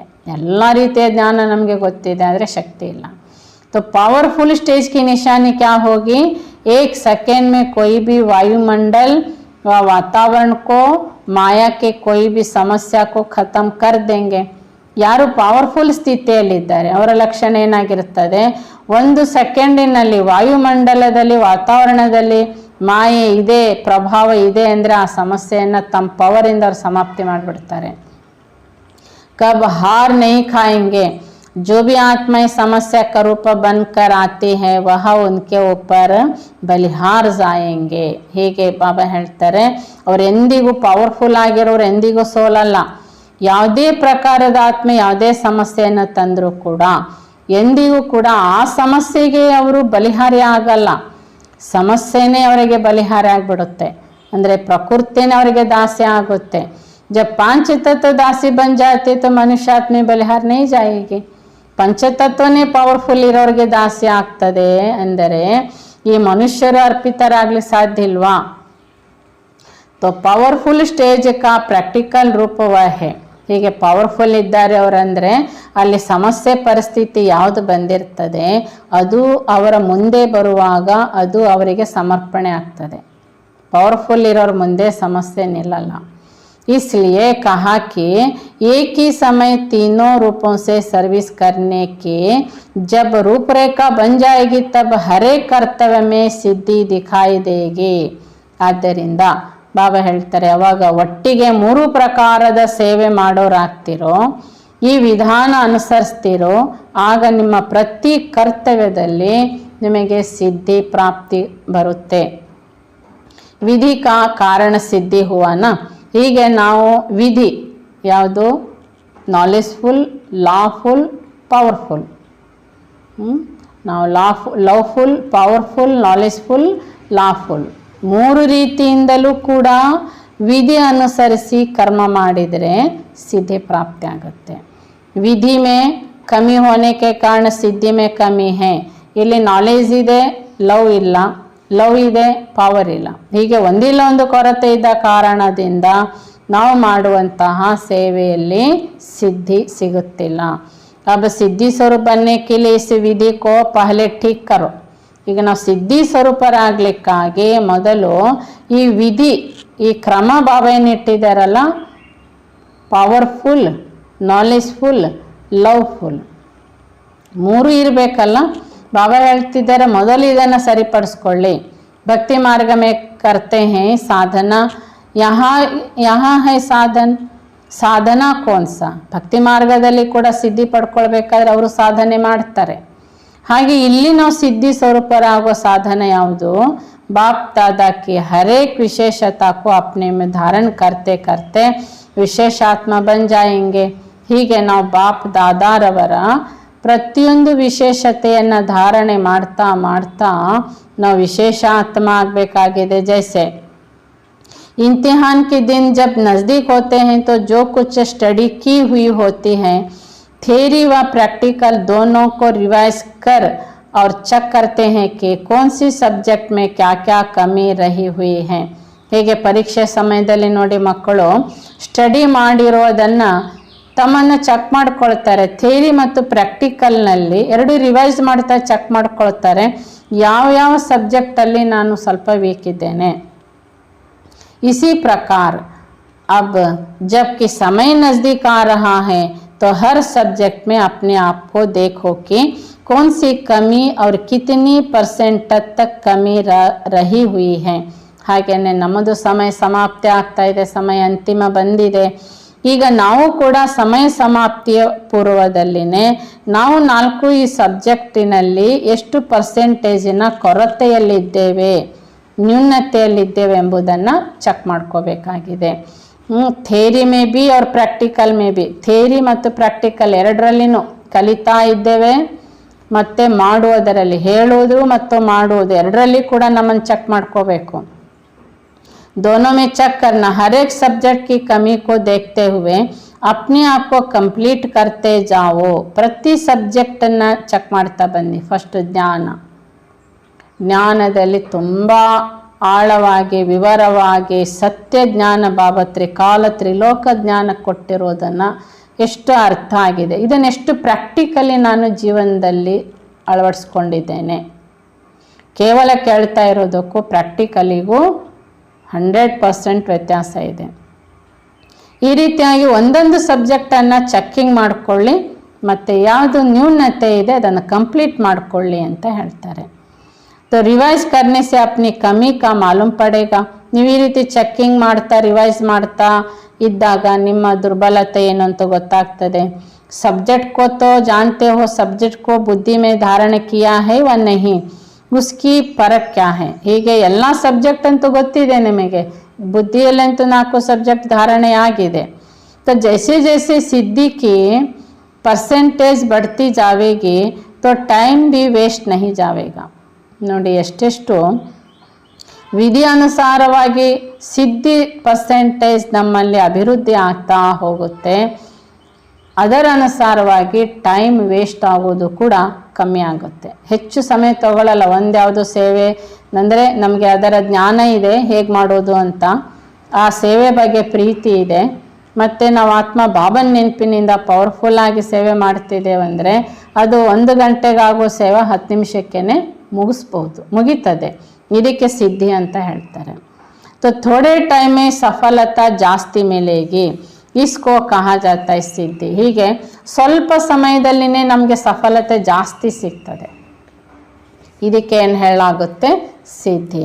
अगर समय ज़्यादा मेहनत भी ज़्यादा करते हो फिर सफलता मिलती है तो इसको भी परसेंटेज कम कहेंगे. ಒಂದು ವೇಳೆ ಆ ಸೇವೆ ಮಾಡಲಿಕ್ಕೆ ನಾವು ಜಾಸ್ತಿ ಸಮಯ ಕೊಡ್ತಾ ಇದ್ದೇವೆ, ಪರಿಶ್ರಮನೂ ಜಾಸ್ತಿ ಆಗ್ತಾ ಇದೆ, ಆನಂತರ ನಮಗೆ ಸಫಲತೆ ಸಿಗುತ್ತೆ ಅಂದರೆ ನಮಗೆ ರಿಸಲ್ಟ್ ಅಂದರೆ ಸಿದ್ಧಿ ಪರ್ಸೆಂಟೇಜಲ್ಲಿದೆ ಅಂತ ಅರ್ಥ. तो सभी ರೀತಿ ಸೇ ಕಮ್ ಲಗಾನ ಚಾಹಿಯೇ. ಯಾವುದೇ ಸೇವೆ ಮಾಡಬೇಕಾದ್ರೆ ಅಲ್ಲಿ ಸಮಯ, ಪ್ರಯತ್ನ, ಪರಿಶ್ರಮ ಕಮ್ಮಿ ಇರಬೇಕು. ಅಂದರೆ ಅಲ್ಲಿ ನಾವು ಪವರ್ಫುಲ್ಲಾಗಿ ಸೇವೆ ಮಾಡ್ತಾ ಇರಬೇಕು. ಅಂದರೆ ಅಲ್ಲಿ ಪ್ರೀತಿಯಿಂದ ಲವ್ಫುಲ್ಲಾಗಿ ಮಾಡ್ತಾ ಇರ್ತೇವೆ ಮತ್ತು ನಾಲೆಜ್ಫುಲ್ಲಾಗಿ ಮಾಡ್ತಾ ಇರ್ತೇವೆ. ಆದ್ದರಿಂದ ಆ ಸೇವೆಯಲ್ಲಿ ನಮಗೆ ಸಿದ್ಧಿ ಸಿಗ್ತದೆ. तन भी कम, मन के संकल्प भी कम लगे. नहीं तो संकल्प करते हो, प्लान बनाते बनाते मास देर लग जाता है. ಹೀಗೆ ನಮ್ಮ ತನುವಿನ ಪರಿಶ್ರಮನೂ ಕಮ್ಮಿ ಆಗಿರಬೇಕು, ಮನಸ್ಸಿನ ಸಂಕಲ್ಪನೂ ಕೂಡ ಕಮ್ಮಿ ಖರ್ಚಾಗಿರಬೇಕು. ಆದರೆ ನಾವು ಕೆಲವು ಬಾರಿ ಯಾವುದೋ ಒಂದು ಸೇವೆ ಪುರುಷಾರ್ಥ ಯಾವುದೋ ಮಾಡಬೇಕು ಅನ್ನೋ ಸಂಕಲ್ಪ, ಕೆಲವು ಬಾರಿ ಆ ಪ್ಲ್ಯಾನ್ ಮಕ್ಕಳು ಕೆಲವು ಬಾರಿ ತಿಂಗಳಗಟ್ಟಲೆ ಯೋಚನೆ ಮಾಡ್ತಾರೆ. ಇದು ಮಾಡಬೇಕಿತ್ತು, ಇದು ಮಾಡಬೇಕಿತ್ತು, ಇದು ಮಾಡಬೇಕಿತ್ತು. ತಿಂಗಳಗಟ್ಟಲೆ ಯೋಚನೆ ಮಾಡಿದ್ರೂ ಆ ಸೇವೆನೂ ಆ ಪುರುಷಾರ್ಥನೂ ಮಾಡೋಕ್ಕಾಗಿರಲ್ಲ. तो समय और संकल्प अपनी जो भी सर्वशक्तियाँ हैं उन सर्वशक्तियों के खजाने को ज़्यादा काम में नहीं लगाना है. ಅಂದರೆ ಬಾಬಾ ಹೇಳ್ತಾರೆ, ನಮ್ಮ ಸಮಯ, ಸಂಕಲ್ಪ ಅಥವಾ ಯಾವ ಸರ್ವಶಕ್ತಿಗಳ ನಮ್ಮೊಳಗಿದೆ ಆ ಸರ್ವಶಕ್ತಿಗಳ ಖಜಾನೆ ಬಾಬಾ ಹೇಳ್ತಿದ್ದಾರೆ ಹೆಚ್ಚು ಬಳಕೆ ಮಾಡಿರಬಾರ್ದು. ಸ್ವಲ್ಪದರಲ್ಲೇ ನಮಗೆ ಸಕ್ಸಸ್ ಆಗಿರಬೇಕು. ಕಮ್ ಖರ್ಚಾ ವಾಲಾ ನಶೀನ್, ಕಮ್ ಖರ್ಚಾ ಬಾಲಾ ನಶೀನ್. ಸಮಯ, ಸಂಕಲ್ಪ, ಶಕ್ತಿ ಇವೆಲ್ಲ ಕಡಿಮೆ ಖರ್ಚಾಗಿರಬೇಕು, ಫಲ ಅಧಿಕ ಪ್ರಾಪ್ತಿ ಆಗಿರಬೇಕು. तो संकल्प वही उत्पन्न होगा जिससे सिद्धि प्राप्त हो ही जाएगी. ಅದಕ್ಕೆ ಯಾವಾಗಲೂ ನಮಗೆ ಸಂಕಲ್ಪ ಏನಿರಬೇಕಂದ್ರೆ ಅದು ಕಾರ್ಯರೂಪದಲ್ಲಿ ಬಂದಿರಲೇಬೇಕು. ಆ ಪ್ರಕಾರದ ಸಂಕಲ್ಪ ಮಾಡ್ತಾ ನಾವು ಸಿದ್ಧಿ ಪ್ರಾಪ್ತಿ ಮಾಡಿಕೊಳ್ಬೇಕು. ಸಮಯ भी वही निश्चित होगा जिसमें सफलता हुई पड़ी है. ಹೀಗೆ ನಾವು ಸಂಕಲ್ಪ ಶುದ್ಧ ಶ್ರೇಷ್ಠ ಸಂಕಲ್ಪ ಮಾಡ್ತಲೇ ಇರ್ತೀರಾ. ಆ ಸಮಯ ಬಂದಾಗ ನಿಶ್ಚಿತವಾಗಿ ಆ ಸಂಕಲ್ಪಕ್ಕೆ ಸಫಲತೆ ಸಿಕ್ಬಿಡ್ತದೆ. ನಾವು ಹಾಗೆ ಮಾಡಲ್ಲ. ಸ್ವಲ್ಪ ಸಮಯ ಸಂಕಲ್ಪ ಮಾಡಿದ್ವಾ, ಏನೋ ನಾನು ತುಂಬ ಸಂಕಲ್ಪ ಮಾಡಿದೆ, ಇದು ಆಗಲೇ ಇಲ್ಲ ಅಂತಂದು ಬದಲಾಯಿಸಿ ಮತ್ತೊಂದು ಸಂಕಲ್ಪ ಮಾಡೋದು, ಹೀಗಲ್ಲ. तो इसको ही कहते हैं सिद्धि स्वरूप. तो सर्व सब्जेक्ट में हम कहाँ तक पास है इसकी परख क्या है. ಹೀಗೆ ಬಾಬಾ ಹೇಳ್ತಿದ್ದಾರೆ, ಒಂದೇ ಸಂಕಲ್ಪದಲ್ಲಿರೋದೇ ಸಿದ್ಧಿ ಸ್ವರೂಪರು. ಹಾಗಾದರೆ ಈಗ ಎಲ್ಲ ಸಬ್ಜೆಕ್ಟ್ಗಳಲ್ಲಿ ನಾವೆಷ್ಟು ಸಿದ್ಧಿ ಸ್ವರೂಪರಾಗಿದ್ದೇವೆ ಅಂದರೆ ಎಷ್ಟು ಪರ್ಸೆಂಟೇಜ್ನಲ್ಲಿ ನಾವು ತಲುಪಿದ್ದೇವೆ ಎಂಬುದನ್ನು ನಮ್ಮನ್ನು ನಾವು ಪರೀಕ್ಷಿಸ್ಕೋಬೇಕು. जो जितना जिस सब्जेक्ट में पास होगा उतना ही उस सब्जेक्ट के आधार पर ऑब्जेक्ट और रिस्पेक्ट मिलेगा. ನೋಡಿ, ಎಷ್ಟೆಷ್ಟು ಯಾವ ಸಬ್ಜೆಕ್ಟಿನಲ್ಲಿ ನಾವು ಪಾಸ್ ಆಗ್ತಾ ಇರ್ತೇವೆ ಅದರ ಅನುಸಾರವಾಗಿ ಆ ಸಬ್ಜೆಕ್ಟಿನ ಆಧಾರದಂತೆಯೇ ಆಬ್ಜೆಕ್ಟ್ ಮತ್ತು ರೆಸ್ಪೆಕ್ಟ್ ನಮಗೆ ಸಿಗ್ತದೆ. ನಾವು ಆ ಗುರಿನೂ ತಲುಪ್ತಾ ಇರ್ತೇವೆ, ಅದರ ಅನುಸಾರವಾಗಿ ಆ ಸುತ್ತಲೂ ಏನು ನಮ್ಮ ಪರಿವಾರ ಇರ್ತದೆ ಅವರಿಂದ ನಮಗೆ ಗೌರವ ಕೂಡ ಸಿಗ್ತದೆ. एक तो प्राप्ति का अनुभव होगा, जैसे ज्ञान के सब्जेक्ट है तो उससे जो ऑब्जेक्ट प्राप्त होती हैं लाइट और माइट वह प्राप्ति का अनुभव करेंगे. ಬಾಬಾ ಉದಾಹರಣೆಗೆ ಹೇಳ್ತಾರೆ ನೋಡಿ, ಒಂದು ಪ್ರಾಪ್ತಿ ಅನುಭವ ಅವರಿಗೂ ಆಗ್ತದೆ, ಅನ್ಯರಿಗೂ ಸಹ ನಮ್ಮಿಂದ ಇಂಥದ್ದು ಪಡ್ಕೊಂಡವರು ಹೀಗೆ ಪ್ರಾಪ್ತಿ ಇರೋರು ಅಂತ ಅವರಿಗೂ ಕೂಡ ಅನುಭವ ಆಗುತ್ತೆ. ಹೇಗೆ ಅಂದರೆ ಈಗ ಜ್ಞಾನದ ಸಬ್ಜೆಕ್ಟಿನಲ್ಲಿ ಪರಿಪೂರ್ಣತೆ ಇದ್ದೀರಿ ಅಂದರೆ ಆ ಜ್ಞಾನದ ಆಧಾರದಿಂದ ನಿಮ್ಮ ಸ್ಥಿತಿ ಜೀವನದಲ್ಲಿ ನೀವು ಲೈಟ್ ಮೈಟ್ ಆಗಿ ಕಾಣ್ತಿರ್ತೀರಿ. ಆ ಲೈಟ್ ಮೈಟ್ ನಿಮಗೆ ಪ್ರಾಪ್ತಿ ಆಗಿದೆ ಎಂಬ ಅನುಭವ ನಿಮಗೆ ಮಾತ್ರ ಅಲ್ಲ, ಅಲ್ಲಿ ಸುತ್ತಲೂ ಇರುವ ಆತ್ಮಗಳಿಗೆ ಅನುಭವ ಆಗ್ತಿರ್ತದೆ. ಅಂದರೆ ಜ್ಞಾನದ ಸಬ್ಜೆಕ್ಟ್ ಏನಿದೆ ಇದು ನಮ್ಮ ಜೀವನ ಸಮಸ್ಯೆ ಪರಿಸ್ಥಿತಿ ಎಲ್ಲದರಲ್ಲಿ ಕೂಡ ನಾವು ಲೈಟ್ ಮೈಟ್ ಆಗಿರುತ್ತೇವೆ. उस नॉलेज के सब्जेक्ट के आधार पर रेस्पेक्ट भी इतना मिलेगा, चाहे दैवी परिवार से चाहे अन्य आत्माओं से. ಇಷ್ಟು ಜ್ಞಾನದ ಸಬ್ಜೆಕ್ಟಿನಲ್ಲಿ ಪರ್ಫೆಕ್ಟ್ ಇರೋದರಿಂದಾಗಿ ಅಥವಾ ಲೈಟ್ ಮೈಟ್ ಆಗಿರ್ತೀರಿ ನೀವು, ಇದರಿಂದಾಗಿ ನಿಮಗೆ ರಿಸ್ಪೆಕ್ಟ್ ಗೌರವ ದೈವಿ ಪರಿವಾರದಿಂದಾಗಿರ್ಬೋದು, ಅನ್ಯ ಆತ್ಮಗಳಿಂದಾಗಿರ್ಬೋದು ತುಂಬ ಪ್ರಾಪ್ತಿ ಆಗುತ್ತಿಲ್ಲ. ಅವ್ರು ತುಂಬ ನಾಲೆಜ್ಫುಲ್ ಇದ್ದಾರೆ. ಯಾವುದನ್ನು ಪರಿಸ್ಥಿತಿಯನ್ನು ಸಹ ಅವರು ಗೆಲ್ಲಿಕ್ಕಾಗಲ್ಲ ಎಂದಿಲ್ಲ, ಯಾಕೆಂದರೆ ಅವರಷ್ಟು ಜ್ಞಾನಿಯಾಗಿದ್ದಾರೆ ಅಂತ ಅಲ್ಲಿ ಗೌರವ ಸಿಗ್ತದೆ. जैसे देखो आजकल के महात्मा हैं, उन्हों को इतना ರೆಸ್ಪೆಕ್ಟ್ क्यों मिलता है? ನೋಡಿ, ಉದಾಹರಣೆಗೆ ಬಾಬಾ ಹೇಳ್ತಾರೆ, ಈಗ ಲೌಕಿಕದಲ್ಲಿ ಎಷ್ಟೋ ಗುರುಗಳಿದ್ದಾರೆ, ಮಹಾತ್ಮರಿದ್ದಾರೆ, ಅವರಿಗೆ ಭಕ್ತರು ಯಾಕಷ್ಟು ಗೌರವ ಕೊಡ್ತಾರೆ? क्योंकि जो साधना की है, जो भी सब्जेक्ट अध्ययन करते हैं, उनकी ऑब्जेक्ट रिस्पेक्ट उन्हों को मिलती है. ಯಾಕೆಂದ್ರೆ ಅವ್ರೇನು ಸಾಧನೆ ಮಾಡಿರ್ತಾರೆ ಆ ಸಬ್ಜೆಕ್ಟಿನ ಅಧ್ಯಯನದ ಅನುಸಾರವಾಗಿ ಆಬ್ಜೆಕ್ಟ್ ಆ ಗುರಿಯನ್ನು ತಲುಪಿರೋದರಿಂದ ಅವರಿಗೆ ರೆಸ್ಪೆಕ್ಟ್ ಸಿಗ್ತದೆ. ಪ್ರಕೃತಿ ದಾಸಿ ಹೋತಿ ಹೈ तो यह एक ज्ञान की बात सुनाई. ಹೀಗೆ ಆ ಒಂದು ಪ್ರಕೃತಿ ಕೂಡ ಅವರಿಗೆ ದಾಸಿ ಆಗಿಬಿಟ್ಟಿರ್ತದೆ. ಇದು ಒಂದು ಜ್ಞಾನದ ಸಬ್ಜೆಕ್ಟಿನ ಉದಾಹರಣೆ ಬಾಬಾ ತೋರಿಸಿದ್ದಾರೆ. तो वैसे योग की सब्जेक्ट है, उनसे क्या ऑब्जेक्ट होने चाहिए. ಹಾಗೆ ಎರಡನೇದು ಸಬ್ಜೆಕ್ಟ್ ಯಾವುದು? ನಮ್ಮದು ಯೋಗ. ಈ ಯೋಗದ ಸಬ್ಜೆಕ್ಟಿನಲ್ಲಿ ಬಾಬಾ ಹೇಳ್ತಾರೆ ನಮ್ಮ ಆಬ್ಜೆಕ್ಟ್ ಯಾವುದಾಗಿರಬೇಕು? योग अर्थात याद की शक्ति द्वारा ऑब्जेक्ट प्राप्त होनी चाहिए. वह जो भी संकल्प करेंगे वह समर्थ होगा, और जो भी कोई समस्या आने वाली होगी उनका पहले से ही योग की शक्ति से अनुभव होगा कि यह होने वाला है. तो पहले से ही मालूम होने के कारण कभी भी हार नहीं खाएंगे. ನೋಡಿ, ಯೋಗದ ಸಬ್ಜೆಕ್ಟಿನಲ್ಲಿ ನೀವು ತುಂಬ ಯೋಗ ಮಾಡ್ತೀರಿ ಅಂತಂದರೆ ನಾನು ಹೇಳ್ತಾರೆ ಮಕ್ಕಳು, ನಾನು ಇವತ್ತು ಇಷ್ಟು ಗಂಟೆ ಯೋಗ ಮಾಡಿದೆ, ಇಷ್ಟು ಗಂಟೆ ಭಟ್ಟಿ ಮಾಡಿದೆ, ಸರಿ. ಅಲ್ಲಿ ಯೋಗದ ಸಬ್ಜೆಕ್ಟಿನಲ್ಲಿ ಪರಿಪೂರ್ಣತೆ ಇದ್ದೀರಿ ಅಂದರೆ ಇದರ ಸಮರ್ಥತೆ ಏನಂದರೆ ಯಾವುದೇ ಪ್ರಕಾರದ ಸಮಸ್ಯೆ ಬರಲಿ, ಯಾವುದೇ ಪ್ರಕಾರದ ಪರಿಸ್ಥಿತಿ ಬರಲಿ, ಅಲ್ಲಿ ನಿಮ್ಮ ಶಕ್ತಿಯ ಅನುಭವ ಏನು ಹೇಳ್ತದೆ ಅಂದರೆ ಅಲ್ಲಿ ಯಾವುದೇ ಪ್ರಕಾರದ ಸಮಸ್ಯೆ ಪರಿಸ್ಥಿತಿಯಲ್ಲಿ ನೀವು ಇದ್ದೀರಿ ಅಂತ ಹೇಳಲ್ಲ, ನೀವು ಗೆಲ್ತಾ ಇದ್ದೀರಿ ಅಂತ ತೋರಿಸ್ಕೊತೀರಿ. ನಿಮ್ಮ ಶಕ್ತಿ ಸ್ವರೂಪ ಅಲ್ಲಿ ಆ ಸಮಸ್ಯೆಗಳಲ್ಲಿ ಏನು ಮಾಡ್ತದೆ? ನಿಮ್ಮನ್ನು ಮುಕ್ತರನ್ನಾಗಿ ಮಾಡಿರುತ್ತೆ. ಹೀಗೆ ಶಕ್ತಿ ದ್ವಾರ अपने पिछले संस्कारों का बीज खत्म होता है. ಹೀಗೆ ಶಕ್ತಿಯ ಮೂಲಕ ನಮ್ಮ ಹಳೆಯ ಸ್ವಭಾವ ಸಂಸ್ಕಾರಗಳು ಸಮಾಪ್ತಿ ಆಗುತ್ತವೆ. कोई भी संस्कार अपने पुरुषार्थ में विघ्न नहीं बनेगा. जिसको नेचर कहते हो वह भी विघ्न रूप नहीं बनेंगे पुरुषार्थ में. ಹೀಗೆ ಯಾವ ನಮ್ಮ ಹಳೆಯ ಸ್ವಭಾವ ಸಂಸ್ಕಾರ ಅಂತ ನಾವು ಹೇಳ್ತೇವೆ, ಈ ಹಳೆಯ ಸ್ವಭಾವ ಸಂಸ್ಕಾರ ಯಾವುದೂ ಕೂಡ ನಮಗೆ ಪುರುಷಾರ್ಥದಲ್ಲಿ ವಿಘ್ನ ರೂಪ ಆಗಲ್ಲ. ಇದು ನನ್ನ ನೇಚರು, ನಾನಿರೋದೇ ಹೀಗೆ, ನನ್ನ ವರ್ತನೆ ಹೀಗೆ, ಇವು ಯಾವ ಹಳೆಯದು ನಮಗೆ ಪುರುಷಾರ್ಥದಲ್ಲಿ ವಿಘ್ನ ರೂಪ ಬರಲ್ಲ. ಈ ರೀತಿ ಯೋಗಿಗಳು ಬಾಬಾ ನೆನಪಿನಲ್ಲಿರೋರು ಅನುಭವ ಮಾಡ್ತಿರ್ತಾರೆ. ಆಬ್ಜೆಕ್ಟ್ है तो इसका परिणाम रिस्पेक्ट जरूर मिलेगी. ಸ್ವಭಾವ ಸಂಸ್ಕಾರ ಹೇಗೆ ಇದ್ರೂ ಯೋಗದ ಸ್ಥಿತಿ ಪರ್ಫೆಕ್ಟ್ ಇದೆ ಅಂದರೆ ಆಬ್ಜೆಕ್ಟ್ ಇದೆ ಎಂದಾಗ ಅದಕ್ಕೆ ಗೌರವ ಪಡೀಲಿಕ್ಕೆ ಅಥವಾ ರಿಸ್ಪೆಕ್ಟ್ ಅವಶ್ಯ ಅವರಿಗೆ ಸಿಗ್ತದೆ.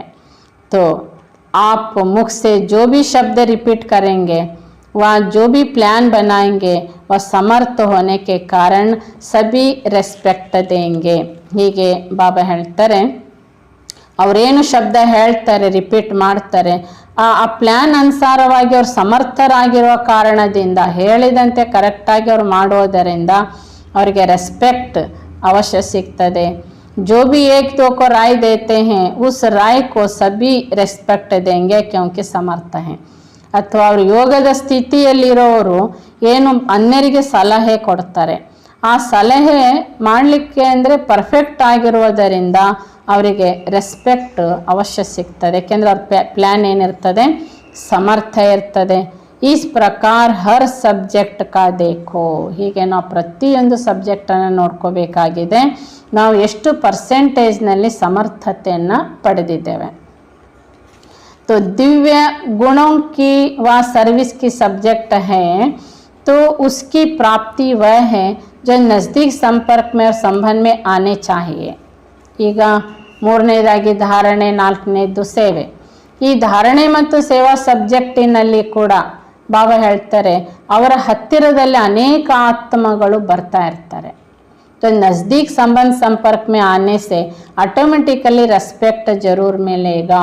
ಧಾರಣೆ ಮತ್ತು ಸೇವೆಯಲ್ಲಿ ಈ ಸಬ್ಜೆಕ್ಟ್ಗಳಲ್ಲಿ ಕೂಡ ಬಾಬಾ ಹೇಳ್ತಿದ್ದಾರೆ ಅನೇಕ ಆತ್ಮಗಳು ಸಂಬಂಧ ಸಂಪರ್ಕದಲ್ಲಿ ಆಟೋಮೆಟಿಕಲಿ ಬರ್ತಾರೆ ಮತ್ತು ಅವರಿಗೆ ರೆಸ್ಪೆಕ್ಟ್ ಅವಶ್ಯ ಇರುತ್ತೆ.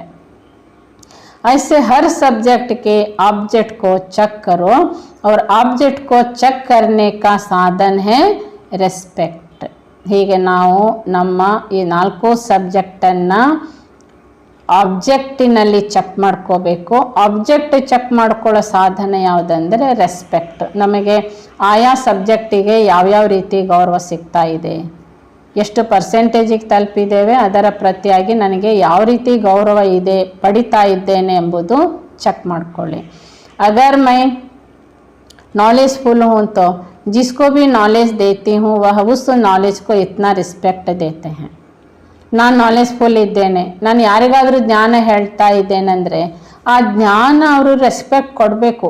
ಅವರು ಪ್ರೀತಿಯಿಂದ ಗಮನ ಕೊಟ್ಟು ಕೇಳ್ತಾ ಇದ್ದಾರೆ ಅಂದರೆ ನಿಮಗೆ ರೆಸ್ಪೆಕ್ಟ್ ಕೊಡ್ತಾ ಇದ್ದಾರೆ ಅಂತ ಅರ್ಥ. ಅಯ್ಯೋ ಇವರಿಗೆ ಏನು ಗೊತ್ತು, ಈ ಜ್ಞಾನ ಇವರಿಗೆಷ್ಟು ಅರ್ಥ ಆಗಿದೆ, ಇವರೆಷ್ಟು ಇದರ ಲಾಭ ಪಡೆದಿದ್ದಾರೆ, ಈ ರೀತಿ ಅವರು ನಮ್ಮನ್ನು ಪ್ರಶ್ನಾರ್ಥಕ ಚಿಹ್ನೆಯಿಂದ ನೋಡ್ತಾ ಇದ್ದರೆ ಅಲ್ಲಿ ಗೌರವ ಸಿಗ್ತಾ ಇಲ್ಲ. तो नॉलेज को रेस्पेक्ट देना अर्थात नॉलेजफुल को रेस्पेक्ट देना है. ಅವರು ನೀವು ಕೊಡುವ ಜ್ಞಾನಕ್ಕೆ ರೆಸ್ಪೆಕ್ಟ್ ಕೊಡ್ತಾ ಇದ್ದಾರೆ ಅಂದರೆ ಅರ್ಥ ನೀವು ಜ್ಞಾನ ಪೂರ್ಣರಿಗೆ, ನೀವು ನಾಲೆಜ್ಫುಲ್ ಆದವರಿಗೆ ರೆಸ್ಪೆಕ್ಟ್ ಮಾಡ್ತಿದ್ದಾರೆ ಅಂತ ಅರ್ಥ. अगर नॉलेज की सब्जेक्ट में ऑब्जेक्ट हैं और ही किसी के संकल्प को परिवर्तन में लाख समर्थ बना सकते हैं तो जरूर रेस्पेक्ट देंगे. ಹೀಗೆ ಜ್ಞಾನದ ಸಬ್ಜೆಕ್ಟಿನ ಆಧಾರದಿಂದ ಆಬ್ಜೆಕ್ಟಿನಲ್ಲಿ ಅಂದರೆ ಅವರ ಸಂಕಲ್ಪಗಳ ಪರಿವರ್ತನೆ ನೀವು ಮಾಡುವ ಸಮರ್ಥತೆ ಹೊಂದಿದ್ದೀರಿ ಅಂದರೆ ನಿಮಗೆ ಅಲ್ಲಿ ರೆಸ್ಪೆಕ್ಟ್ ಸಿಗ್ತದೆ.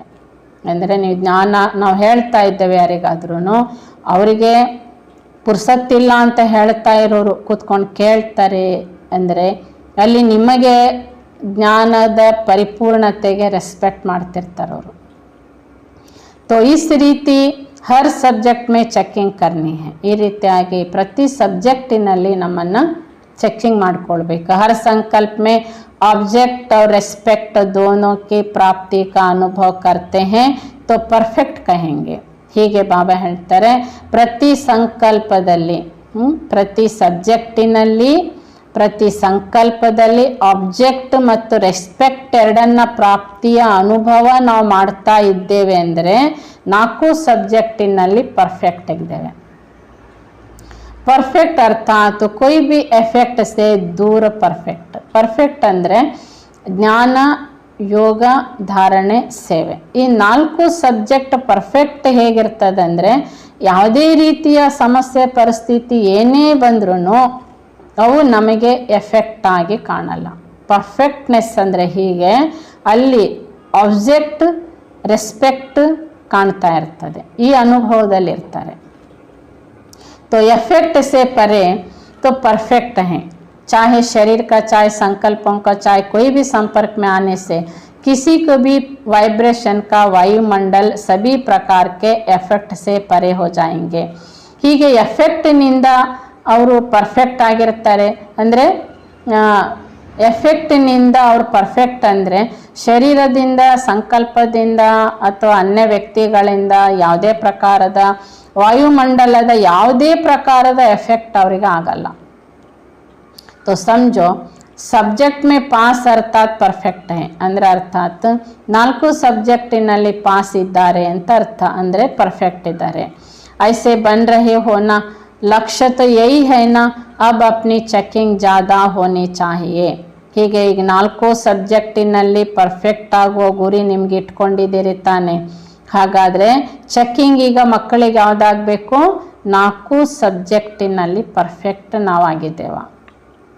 जैसे दूसरों को कहते हो कि समय के साथ स्वयं को भी परिवर्तन में लाओ, वैसे ही सदा अपने को भी यहाँ स्मृति रहे कि समय के साथ साथ स्वयं को भी परिवर्तन लाना है. ಹೇಗೆ ನಾವು ಹೇಳ್ತೇವೆ ತಾನೆ ಅನ್ಯರಿಗೆ ಸಮಯಾನುಸಾರವಾಗಿ ಪರಿವರ್ತನೆ ಮಾಡ್ಕೊಳ್ಬೇಕು ಅಂತ ಹೇಳ್ತೇವೆ, ಅದೇ ರೀತಿಯಾಗಿ ಬಾಬಾ ಹೇಳ್ತಾರೆ ನಾವು ಕೂಡ ಸ್ಮೃತಿ ಇಟ್ಕೊಳ್ಬೇಕಾಗಿದೆ, ಸಮಯ ಜೊತೆಗೆ ಸ್ವಯಂ ಅನ್ನ ಪರಿವರ್ತನೆ ಮಾಡ್ಕೊಳ್ಬೇಕು. तो अपने को परिवर्तन में लाते लाते सृष्टि परिवर्तन हो जाएगी. ಈ ರೀತಿಯಾಗಿ ನಮ್ಮನ್ನ ಪರಿವರ್ತನೆ ಮಾಡಿಕೊಳ್ಳುತ್ತಾ ಸೃಷ್ಟಿ ಪರಿವರ್ತನೆ ಆಗಿಬಿಡುತ್ತೆ. अपने परिवर्तन के आधार से सृष्टि में परिवर्तन लाने का कार्य कर सकेंगे. ನಮ್ಮನ್ನ ಪರಿವರ್ತನೆ ಮಾಡಿಕೊಳ್ಳುವುದರ ಆಧಾರದಿಂದ ಸೃಷ್ಟಿಯಲ್ಲಿ ಕೂಡ ಪರಿವರ್ತನೆ ಮಾಡಬಹುದು. यही श्रेष्ठता है जो दूसरे लोगों में नहीं है. ಹೀಗೆ ಸಂಗಮಿಗದ ಬ್ರಾಹ್ಮಣ ಆತ್ಮಗಳ ಶ್ರೇಷ್ಠತೆನೇ ಇದು. ಸ್ವಯಂ ಪರಿವರ್ತನೆಯಿಂದ ವಿಶ್ವ ಪರಿವರ್ತನೆ ಮಾಡ್ತಾರೆ, ಇದು ಅನ್ಯರಲ್ಲಿ ಈ ಶ್ರೇಷ್ಠತೆ ಇಲ್ಲ. यह सिर्फ दूसरों को परिवर्तन करने के यत्न में हो. ಹೀಗೆ ಸ್ವಯಂ ಪರಿವರ್ತನೆ ಮಾಡಿಕೊಳ್ಳದನೆ ಅನ್ಯರನ್ನ ಪರಿವರ್ತನೆ ಮಾಡುವ ಯತ್ನದಲ್ಲಿ ಇದ್ದೀರಾ? यहाँ स्वयं के आधार से सृष्टि को परिवर्तन करते हो तो जो आधार है उसके लिए अपने ऊपर इतना अटेंशन देना है. ಹೀಗೆ ಸ್ವಯಂನ ಪರಿವರ್ತನೆ ಆಧಾರದಿಂದ ಸೃಷ್ಟಿ ಪರಿವರ್ತನೆ ಆಗಬೇಕು ಅಂತ ಬಾಬಾ ನಮಗೆ ಈ ಗುರಿಯನ್ನ ಈ ಜ್ಞಾನವನ್ನು ಇಟ್ಟಿದ್ದಾರೆ. ಇದರ ಆಧಾರಕ್ಕೆ ಅಟೆನ್ಷನ್ ಕೊಡುತ್ತಿದ್ದೀರಾ.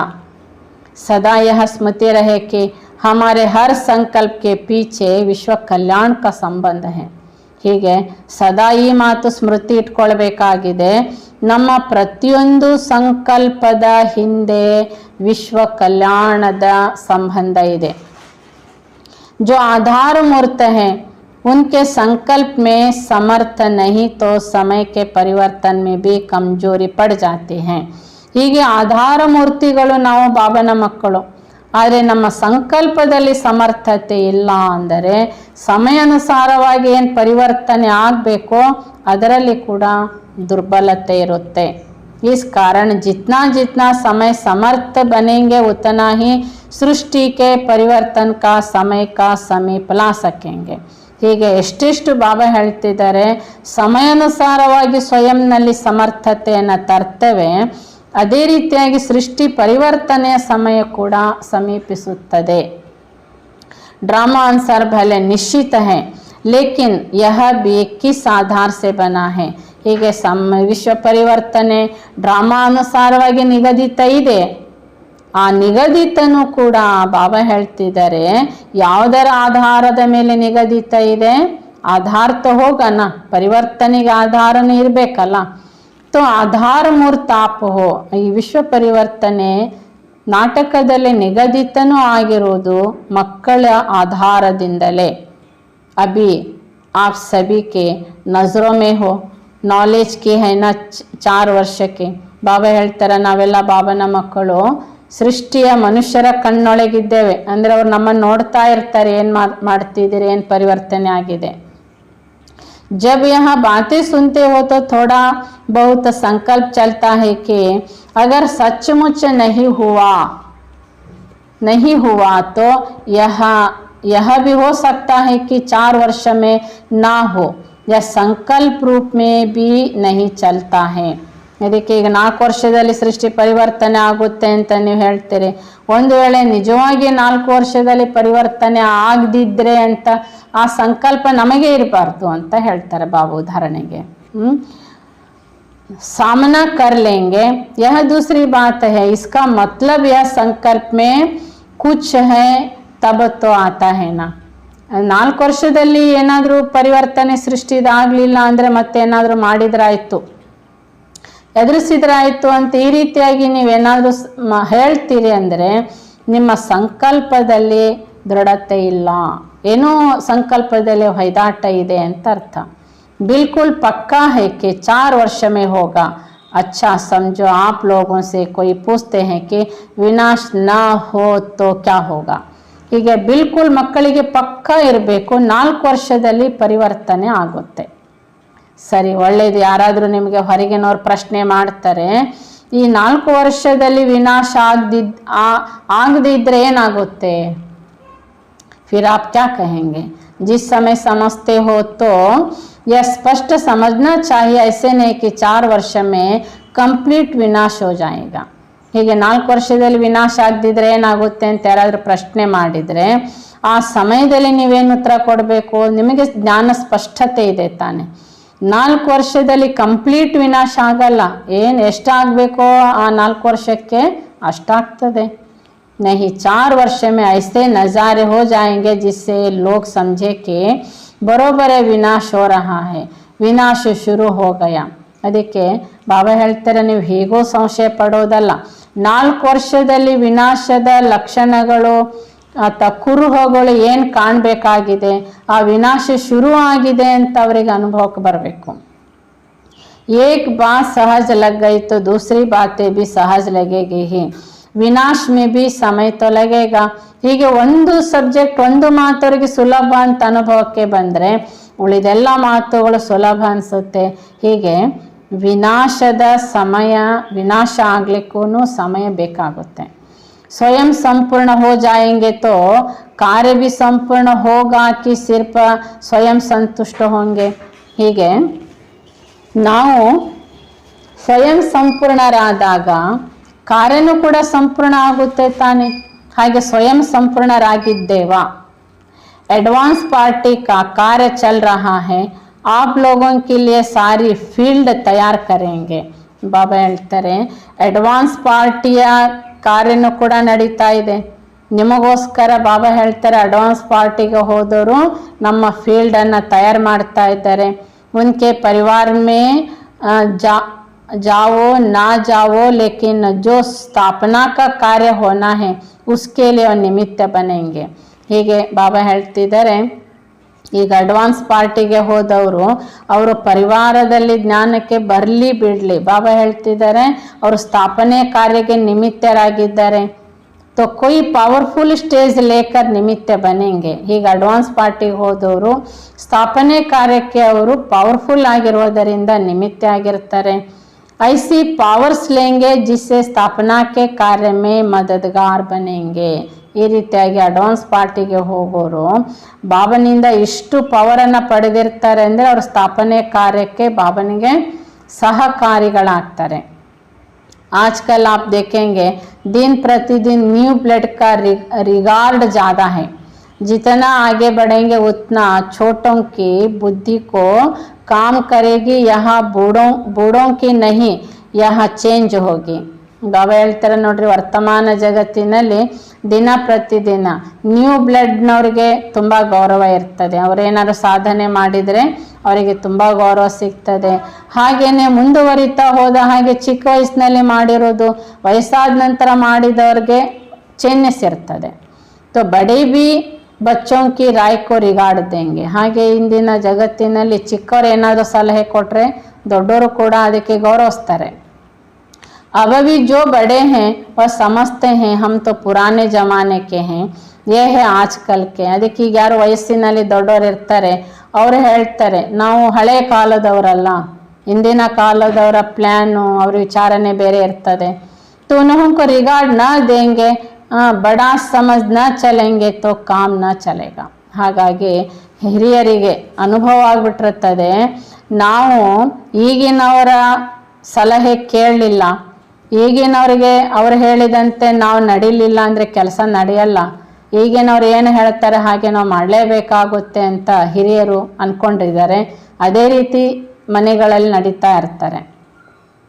ಪಹಲೆ ಬಚ್ಚೋं को रोब से चलाते थे, ಅಭಿ ಐಸೆ ನಹಿ. ಆದರೆ ಮೊದಲಿನ ಕಾಲದಲ್ಲಿ ಮನೆಯಲ್ಲಿ ಹಿರಿಯರು ಮಕ್ಕಳು ಏನಾದರೂ ತಪ್ಪು ಮಾಡಿದರೆ ಅವರ ಇಷ್ಟದಂತನೇ ನಡೆದರೆ ಜೋರು ಮಾಡುತ್ತಿದ್ರು, ಪೆಟ್ಟಾಗ್ತಿದ್ರು. ಈಗ ಹಾಗಿಲ್ಲ. बच्चों को भी मालिक समझ चलाते हैं तो यह भी ಡ್ರಾಮಾ है. ಅದಕ್ಕೆ ಈಗಿನ ಮಕ್ಕಳು ಅವರೇನು ಹೇಳ್ತಾರೆ, ಅವರ ಸಲಹೆ ಏನಿರ್ತದೆ ಅದಕ್ಕೆ ತಂದೆ ತಾಯಿಗಳು ಒಪ್ಪಿಕೊಂಡು ನಡಿಬೇಕೀಗ. ಇಲ್ಲ ಅಂತ ಹೇಳಿದರೆ ತುಂಬ ಸಮಸ್ಯೆಗಳು ಉದ್ಭವ ಮಾಡುತ್ತಾರೆ. ಹೀಗೆ ನಡೆಯುವುದು ಕೂಡ ಕಲಿಯುಗದ ಒಂದು ದೃಶ್ಯವೇ, ಡ್ರಾಮನೆ. छोटी ही कमाल कर दिखाएंगे, एडवांस पार्टी का तो अपना कार्य चल रहा है. ಹೀಗೆ ಚಿಕ್ಕ ಚಿಕ್ಕವರು ಕೂಡ ತುಂಬ ಚಮತ್ಕಾರ ಮಾಡಿ ತೋರಿಸ್ಬೋದು ಕೂಡ ಈ ಜ್ಞಾನದಲ್ಲಿ ಅಂತಾರೆ ಬಾಬಾ. ಈ ರೀತಿಯಾಗಿ ಅಡ್ವಾನ್ಸ್ ಪಾರ್ಟಿಯ ಕಾರ್ಯ ನಡೀತಾ ಇದೆ. लेकिन वह भी आपकी स्थिति एडवांस में जाने के लिए रुके हुए हैं. ಹೀಗೆ ಬಾಬಾ ಹೇಳ್ತಿದ್ದಾರೆ, ಮಕ್ಕಳ ಸ್ಥಿತಿ ಅಡ್ವಾನ್ಸ್ ಪಾರ್ಟಿಗೆ ಹೋಗ್ಲಿಕ್ಕಾಗಿನೇ ತಡೆಗಟ್ತಾ ಇದೆ ಅಂತ ಹೇಳ್ತಾರೆ. तो उनका कार्य भी आपके कनेक्शन में चलना है. ಹೀಗೆ ಲೌಕಿಕದಲ್ಲಿ ಏನು ತಯಾರಿ ನಡೀತಾ ಇದೆ, ನವ ಜಗತ್ತಿನ ನಿರ್ಮಾಣ ಕಾರ್ಯ ಬಾಬಾ ಮಾಡ್ತಾ ಇದ್ದಾರೆ, ವಿನಾಶ ಕಾರ್ಯ ಲೌಕಿಕದಲ್ಲೇ ನಡೀತಾ ಇದೆ. ಅವ್ರಿಗೂ ಅಡ್ಡಿ ಆತಂಕಗಳು ಬರ್ತಾ ಇರೋದು ನಮ್ಮ ಸ್ಥಿತಿ ಪರಿಪೂರ್ಣತೆ ತಲುಪದೇ ಇರುವುದರಿಂದ. ಸಾರೆ ಕಾರ್ಯ का आधार विशेष आत्माओं के ऊपर है. ಹೀಗೆ ಸ್ಥಾಪನೆ ಮತ್ತು ವಿನಾಶ ಎರಡೂ ಕಾರ್ಯದ ಆಧಾರ ಬಾಬಾ ಹೇಳ್ತಾರೆ, ನೀವು ಏನು ವಿಶೇಷ ಆತ್ಮಗಳಿದ್ದೀರಿ ನಿಮ್ಮ ಮೇಲೆ ಡಿಪೆಂಡ್ ಇದೆ. चलते चलते ठंडाई हो जाते हैं, आग लगती है फिर शीतल हो जाते हैं. ಹೀಗೆ ತೀವ್ರ ಪುರುಷಾರ್ಥ ಮಾಡ್ತಾ ಮಾಡ್ತಲೇ ಮಕ್ಕಳು ತಣ್ಣಗಾಗ್ಬಿಡ್ತಾರೆ. ಇದಕ್ಕಿದ್ದ ಹಾಗೆ ಎಲ್ಲೋ ಬೆಂಕಿ ಹತ್ತಿರ್ತದೆ, ಉರಿಯೋ ಮೊದಲೇ ಅದನ್ನು ತಣ್ಣಗೆ ಮಾಡಿಬಿಡ್ತಾರೆ. ಆ ರೀತಿಯಾಗಿ ಲೇಕಿನ್ शीतल तो नहीं होनी चाहिए ना. बाहर का जो रूप होता है मनुष्य तो वह देखते हैं. ನೀವು ಶೀತಲ ಆಗ್ಬಾರ್ದು, ತನ್ನ ತೀವ್ರ ಪುರುಷಾರ್ಥ ಮಾಡ್ತಾ ಇರಬೇಕು. ನೀವು ಹೊರಗಡೆ ರೂಪವನ್ನು ನೋಡ್ತೀರಿ, ಮನುಷ್ಯರನ್ನು ನೋಡ್ತೀರಿ, ನೀವು ಕೂಡ ಅವ್ರ ಹಾಗೆ ತಣ್ಣಗಾಗ್ಬಿಡ್ತೀರಿ. ये तो चलता आता है, बड़ी बात क्या है, परंपरा का खेल चलता आ रहा है. ಹಾಗೆ ಲೌಕಿಕದವರು ನಮ್ಮನ್ನು ನೋಡ್ತಾರೆ, ಪರಂಪರೆಯಿಂದ ಇದೇ ಪ್ರಕಾರದ ಭಕ್ತಿ ರೀತಿ ನಿಯಮ ನಡೆದುಕೊಂಡು ಬರ್ತಾ ಇದೆ, ಇವ್ರದ್ದೇನು ವಿಶೇಷ ಅಲ್ಲ ಅಂತ ಅನ್ಕೊಂಡ್ಬಿಡ್ತಾರೆ. ಲೇಕಿನ್ ಯಾ ಚಲ್ತೆ ಚಲ್ತೆ ಶೀತಲತಾ ಕ್ಯೂ ಆತಿ ಹೈ, ಇಸ್ಕಾ ಕಾರಣ ಕ್ಯಾ ಹೈ. ಆದರೆ ಮಕ್ಕಳು ಪುರುಷಾರ್ಥ ಮಾಡ್ತಾ ಮಾಡ್ತಾ ಪುರುಷಾರ್ಥದಲ್ಲಿ ಶೀತಲತೆ ಯಾಕೆ ಬರ್ತದೆ, ಇದಕ್ಕೆ ಕಾರಣ ಏನು ಅಂತ ಕೇಳ್ತಾರೆ. परसेंटेज बहुत कम है. लेक्चर्स तो करते हैं लेकिन लेक्चर के साथ साथ फीचर्स भी अट्रैक्ट करे तक लेक्चरर का ಎಫೆಕ್ಟ್ हो. ಹೀಗೆ ಬಾಬಾ ಹೇಳ್ತಾರೆ, ನೀವು ಜ್ಞಾನ ಹೇಳ್ತಾ ಇದ್ರೆ ಲೆಕ್ಚರರ್ ಮಾಡ್ತಾ ಇದ್ದೀರಿ, ಆದರೆ ಇದರ ಜೊತೆಗೆ ನಿಮ್ಮ ಫೀಚರ್ಸ್ನಲ್ಲಿ ಕೂಡ ಅಟ್ರಾಕ್ಟ್ ಅಂದರೆ ಆ ಲೆಕ್ಚರರ್ ಆ ಪಾಠ ಏನು ಹೇಳ್ತಾ ಇದ್ದೀರಿ ಆ ಪಾಠ ನಿಮ್ಮ ಚಹರೆಯಲ್ಲಿ ಪರ್ಫೆಕ್ಟ್ ಆಗಿರಬೇಕು. तो अपने को हर सब्जेक्ट में ಚೆಕ್ करो. ಆದ್ದರಿಂದ ನಾವು ನಮ್ಮನ್ನು ಪ್ರತಿ ಸಬ್ಜೆಕ್ಟಲ್ಲಿ ಚೆಕ್ ಮಾಡ್ಕೋಬೇಕು. आज कर लेक्चरर में आपका कंपटीशन करे तो इसमें कई और भी जीत लेंगे, लेकिन जो प्रैक्टिकल में है उसमें सभी आपस में हार लेंगे. ಹೀಗೆ ಈಗ ನೀವೇನು ಲೆಕ್ಚರರ್ ಮಾಡ್ತಾ ಇದ್ದೀರಿ, ಅದಕ್ಕೆ ಬೇರೆಯವರು ಕಾಂಪಿಟೇಷನ್ ಮಾಡಬಹುದು, ಆದರೆ ಬಾಬಾ ಹೇಳ್ತಾರೆ ನೀವು ಏನು ಪ್ರಾಕ್ಟಿಕಲಿ ಜ್ಞಾನ ಧಾರಣೆ ಮಾಡಿದ್ದೀರಿ ಇದಕ್ಕೆ ಕಾಂಪಿಟೇಷನ್ ಮಾಡಲಿಕ್ಕೆ ಬರಲ್ಲ, ಇದರಲ್ಲಿ ಸೋತೋಗ್ತಾರೆ. मुख्य विशेषता प्रैक्टिकल लाइफ की है. प्रैक्टिकल कोई भी बात आप बताओ तो एकदम चुप हो जाएंगे. ಭಾಷಣ ಅವ್ರದ್ದು ನೋಡಿ ಇವರು ಹಾಗೇನೆ ಮಾಡೋದು ದೊಡ್ಡ ಸಂಗತಿ ಅಲ್ಲ. ಆದರೆ ಪ್ರಾಕ್ಟಿಕಲಿ ಆ ಪಾಯಿಂಟನ್ನು ಜೀವನದಲ್ಲಿ ನೀವು ಧಾರಣೆ ಮಾಡಿದ್ದೀರಿ, ನೀವು ಈ ರೀತಿ ಧಾರಣೆ ಮಾಡಿ ತೋರಿಸಿ ಅಂದಾಗ ಅಲ್ಲಿ ಸುಮ್ಮನಾಗ್ಬಿಡ್ತಾರೆ. तो लेक्चरर से प्रैक्टिकल का भाव प्रकट हो जाएगा. ಅದಕ್ಕೆ ನಾವು ಲೆಕ್ಚರರ್ ಮಾತ್ರ ಅಲ್ಲ, ಹೇಳೋರು ಮಾತ್ರ ಅಲ್ಲ, ಪ್ರಾಕ್ಟಿಕಲ್ ನಮಗೇನಾಗಬೇಕಾಗಿದೆ ಆ ಪಾಠ ಪರ್ಫೆಕ್ಟ್ ನಾವು ಧಾರಣೆ ಮಾಡಿದ್ದೇವೆ ಎಂಬುದು ಆ್ಯಕ್ಟಲ್ಲಿ ಪ್ರಾಕ್ಟಿಕಲಿ ಅಲ್ಲಿ ಕಾಣಬೇಕು. तब वह लेक्चरर देने से न्यारा दिखाई दे, जो शब्द बोलते वह नैनों से दिखाई दे. यहाँ जो बोलते हैं वह प्रैक्टिकल हैं, यहाँ अनुभवी मूर्त हैं. ಹೀಗೆ ನಾವೇನು ಹೇಳ್ತೇವೆ ಅವರು ಪ್ರಾಕ್ಟಿಕಲಿನೇ ಹೇಳ್ತಾರೆ ಅನ್ನುವಂತಹ ಅನುಭವಿ ಮೂರ್ತಿಗಳಂತ ಕಾಣಬೇಕು. ಹೀಗೆ ಪ್ರತಿ ಶಬ್ದ ನಾವೇನು ಹೇಳ್ತೇವೆ ಅದು ನಮ್ಮ ಕಣ್ಣಲ್ಲಿ ಕಾಣಬೇಕಾಗಿದೆ ಪ್ರಾಕ್ಟಿಕಲಿ. ತಬ್ ಉಸ್ಕಾ ಪ್ರಭಾವ ಪಡ ಸಕ್ತಾ ಹೈ. ಬಾಕಿ ಸುನ್ ಕರ್ತೋ ಸಬ್ ಥಕ್ ಗಯೇ ಹೈ. ಈ ರೀತಿಯಾಗಿ ಪ್ರಾಕ್ಟಿಕಲಿ ಪ್ರಭಾವ ಅಲ್ಲಿ ಕಾಣಿಸ್ತದೆ.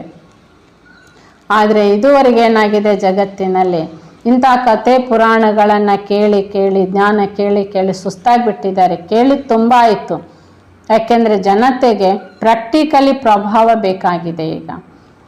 ಅನೇಕ ಸುನಾನೆ ವಾಲೆ होने के कारण सुनने से सभी थके हुए हैं. कहते हैं सुना तो बहुत है, अब अनुभव करना चाहते हैं, कोई प्राप्ति कराओ. ಹೀಗೆ ನಾವು ಜ್ಞಾನ ಹೇಳ್ತಾ ಇರುವಾಗ ಹೀಗೆ ನಾವು ತುಂಬ ಕೇಳಿದ್ದೇವೆ, ಆದರೆ ಈಗ ನಮಗೆ ಪ್ರಾಕ್ಟಿಕಲ್ ಅನುಭವ ಮಾಡಿಸಿ ಅಂತಲೇ ಕೇಳ್ತಾರೆ. तो लेक्चरर में ऐसी पावर होनी चाहिए जो एक एक शब्द अनुभव कराने वाला हो. ಹೀಗೆ ಬಾಬನ ಮಕ್ಕಳ ಜ್ಞಾನದಲ್ಲಿ ಅಂದರೆ ಮಾತಿನಲ್ಲಿ ಲೆಕ್ಚರರ್ನಲ್ಲಿ ಒಂದೊಂದು ಶಬ್ದನೂ ಮಕ್ಕಳ ಅನ್ಯರಿಗೆ ಅನುಭವ ಮಾಡಿಸುವ ಮಾತಾಗಿರಬೇಕು. जैसे आप समझते हो ना कि अपने को आत्मा समझो ना कि शरीर, तो ये शब्द बोलने में ही इतनी पावर होनी चाहिए जो सुनने वाले को आपके शब्दों की पावर से अनुभव हो. ಈಗ ಉದಾಹರಣೆಗೆ ಬಾಬಾ ಹೇಳ್ತಾರೆ, ನಾವು ಹೇಳ್ತೇವೆ ನಾವು ದೇಹ ಅಲ್ಲ, ನಾವು ಆತ್ಮ. ಈ ಮಾತು ಹೇಳುವಾಗಲೇ ಕೇಳುವವರಿಗೆ ಆತ್ಮದ ಅನುಭವ ಪ್ರಾಕ್ಟಿಕಲಿ ಆಗಿರಬೇಕು ಅಂತ ಹೇಳ್ತಾರೆ. ಇಷ್ಟು ನಿಮ್ಮ ಮಾತಿನಲ್ಲಿ ಪವರ್ ಇರಬೇಕು.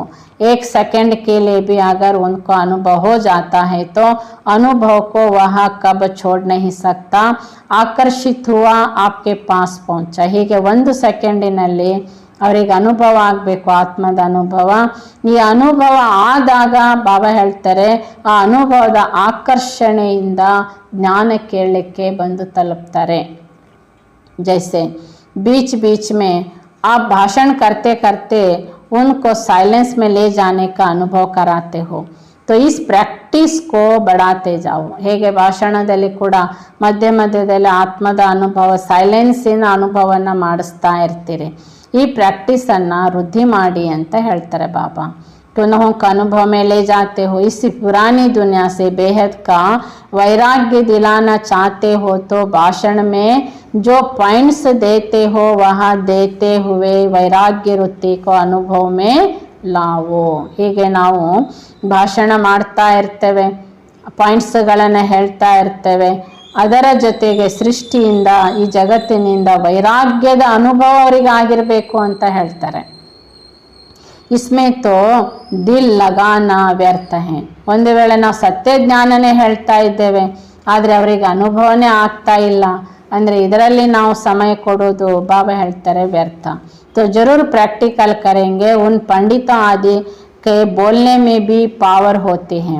ಹೀಗೆ ಬಾಬಾ ಹೇಳ್ತಾರೆ ಪ್ರಾಕ್ಟಿಕಲ್ ಅನುಭವ ಆಗ್ಬೇಕು. ಹೇಗೆ ನೋಡಿ, ಪಂಡಿತರು ಆ ಒಂದು ಕಥೆ ಪುರಾಣ ವಿವರಿಸಿ ಹೇಳೋದು ಅವರದ್ದು ಒಂದು ಪವರ್ ಇರ್ತದೆ.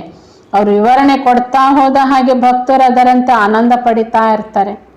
तो एक सेकंड में खुशी दिला देते, एक सेकंड में रुला देते.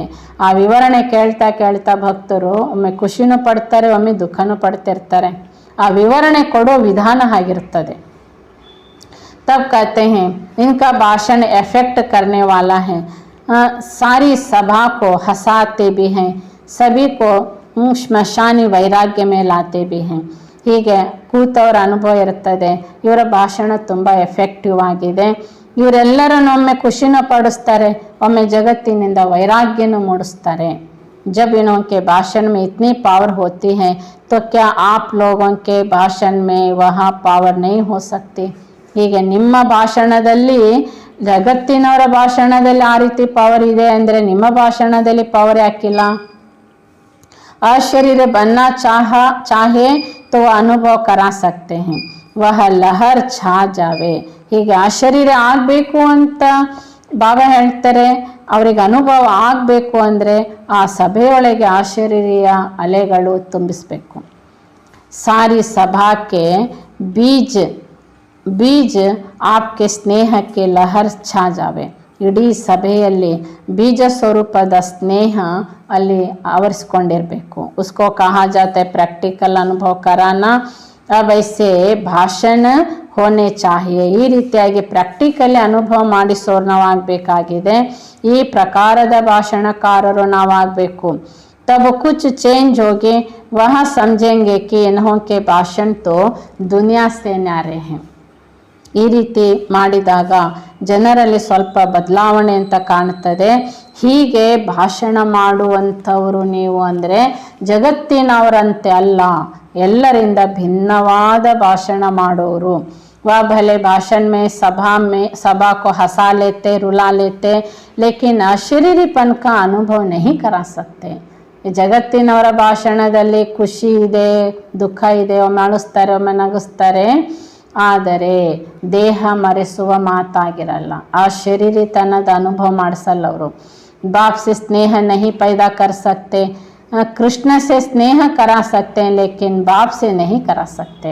ಹೀಗೆ ಕೃಷ್ಣ ಲೀಲೆ ಹೇಳ್ತಾ ಹೇಳ್ತಾ ಕೃಷ್ಣನ ಜೊತೆಗೆ ಪ್ರೀತಿ ಬೆಳೆಸುವ ಸೇವೆ ಮಾಡ್ಬೋದು ಅವರು, ಆದರೆ ಸರ್ವಶಕ್ತಿವಂತ ಪರಮಾತ್ಮನ ಜೊತೆಗೆ ಸಂಬಂಧ ಜೋಡಿಸುವ ಸೇವೆ ಮಾಡೋಕ್ಕಾಗಲ್ಲ ಅವರು.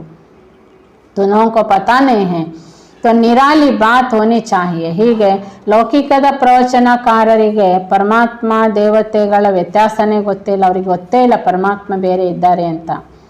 ಹೀಗಾಗಿ ಬಾಬಾ ಹೇಳ್ತಾರೆ ಅವರ ಭಾಷಣಕ್ಕೂ ನಿಮ್ಮ ಭಾಷಣಕ್ಕೂ ವ್ಯತ್ಯಾಸ ಇದೆ. समझो गीता के भगवान पर पॉइंट्स देते हो, लेकिन जब तक उन्हों का बाप क्या चीज़ है, हम आत्मा है वह परमात्मा है, जब तक यह अनुभव न करो तब तक यह बात भी सिद्धि कैसे होगी.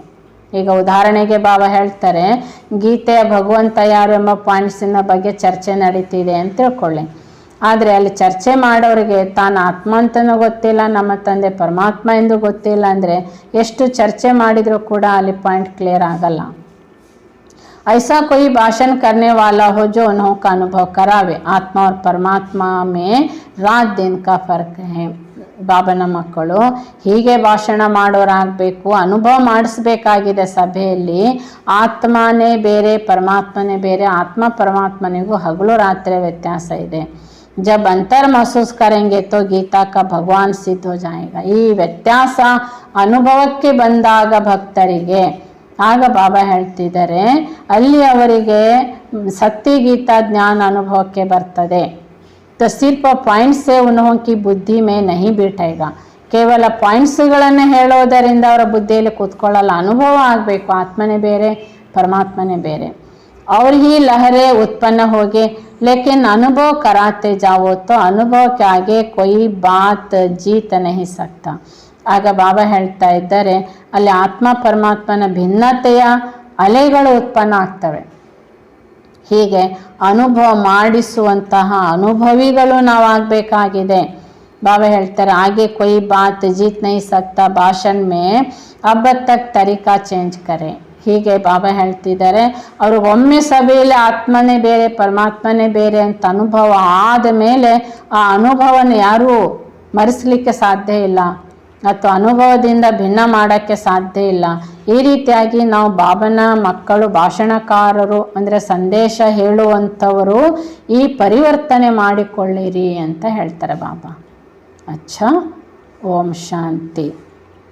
ಬಾಬಾ ಇವತ್ತು ಮುಖ್ಯವಾಗಿ ನಮಗೇನು ನೆನಪು ಮಾಡಿಸ್ತಿದ್ದಾರೆ, ನಾವು ಸುಖ ಅಂದರೆ ಅತೀಂದ್ರಿಯ ಸುಖ ಮೇ ಲಾನಾ है, इसलिए अति अंतिम स्टेज का यही गायन है कि अतीन्द्र सुख गोप गोपियों से पूछो. सुख का अति होने से विशेष अर्थात दुख की लहर में लहर के संकल्प का भी अंत हो जाएगा. ಹೀಗೆ ನಾವು ಬಾಬನ ಮಕ್ಕಳು ಜ್ಞಾನ, ಯೋಗ, ಧಾರಣೆ, ಸೇವೆ 4 ಸಬ್ಜೆಕ್ಟಿನ ಪರ್ಫೆಕ್ಟ್ನೆಸ್ನಲ್ಲಿದ್ದಾಗ ಅಲ್ಲಿ ಆಬ್ಜೆಕ್ಟ್ ಕಾಣ್ತಾ ಇದೆ ಎಂದಾಗ ರಿಸ್ಪೆಕ್ಟ್ ಸಿಗ್ತದೆ. ಆ ರಿಸ್ಪೆಕ್ಟ್ ಅನುಸಾರವಾಗಿ ಬಾಬಾ ಹೇಳ್ತಿದ್ದಾರೆ ನಾವು ಅನೇಕರಿಗೂ ಕೂಡ ಅನುಭವ ಮಾಡಿಸ್ಬೇಕಾಗಿದೆ. ಈಗ ಅನುಭವ ಮಾಡಿಸೋದೇ ಸೇವೆ ಅಂತ ಬಾಬಾ ಹೇಳ್ತಾರೆ. ಯಾಕೆಂದರೆ ಭಾಷಣ, ಪ್ರವಚನ ಸಾಕಷ್ಟು ಎಷ್ಟೋ ಜನ್ಮಗಳಿಂದ ಕೇಳ್ತಾ ಬಂದಿದ್ದಾರೆ. ಇದರಲ್ಲಿ ಎಲ್ಲರೂ ಸೋತೋಗಿದ್ದಾರೆ, ಸುಸ್ತಾಗಿದ್ದಾರೆ. ಈಗ ಯಾರೂ ಕೇಳುವ ಹಂತದಲ್ಲಿಲ್ಲ, ಪ್ರಾಕ್ಟಿಕಲಿ ಅನುಭವ ಮಾಡಬೇಕು ಅಂತ ಬಯಸ್ತಿದ್ದಾರೆ. ಹೀಗೆ ಅನುಭವ ಮಾಡಿಸುವಂತಹ ಸೇವಾಧಾರಿಗಳು ನಾವಾಗಬೇಕು. ಈ ರೀತಿ ಪ್ರತಿ ಕರ್ಮ ವಿಧಿಪೂರ್ವಕವಾಗಿ ಮಾಡುವುದರಿಂದ ನಮಗೆ ಸಿದ್ಧಿ ಪ್ರಾಪ್ತಿಯಾಗುತ್ತೆ. ಬಾಬಾ ವಿಧಿಯನ್ನಿಟ್ಟಿದ್ದಾರೆ ನಮಗೆ ಕರ್ಮ ಮಾಡಲಿಕ್ಕೆ. 3 ಪಾಯಿಂಟ್ ಬಾಬಾ ಹೇಳಿದ್ದಾರೆ. ನಾವು ನಾಲೆಜ್ಫುಲ್, ಪವರ್ಫುಲ್, ಲವ್ಫುಲ್ ಆಗಿ ಎಟ್ ಎ ಟೈಮ್ ನಾಲೆಜ್ಫುಲ್ ಇರಬೇಕು, ಪವರ್ಫುಲ್ ಇರಬೇಕು, ಲವ್ಫುಲ್ ಆಗಿರಬೇಕು. 3 ಬಳಕೆ ಮಾಡಿ ಒಂದು ಸೇವೆ ನಾವು ಮಾಡ್ತಾ ಇರಬೇಕು. ಆಗ ನಮಗೆ ಅಲ್ಲಿ ಸಿದ್ಧಿ ಅಂದರೆ ಆ ಸೇವೆಯ ಪರಿಪೂರ್ಣ ಪ್ರತಿಫಲ ನಮಗೆ ಪ್ರಾಪ್ತಿಯಾಗುತ್ತೆ. ಇದಕ್ಕೆ ಸಿದ್ಧಿ ಸ್ವರೂಪ ಅಂತ ಬಾಬಾ ಹೇಳ್ತಾರೆ. ಅಚ್ಚಾ, ಓಂ ಶಾಂತಿ.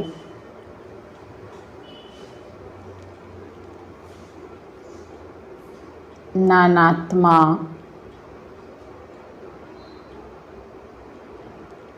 ಮಸ್ತಕ ಸಿಂಹಾಸನದಲ್ಲಿರುವ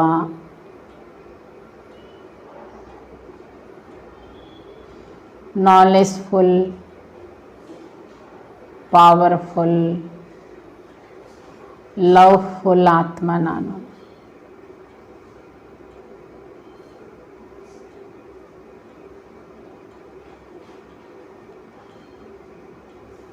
ಅನುಭವಿ ಮೂರ್ತಿ ಆತ್ಮ ನಾನು. ಸಿದ್ಧಿ ಸ್ವರೂಪ ಆತ್ಮ ನಾನು.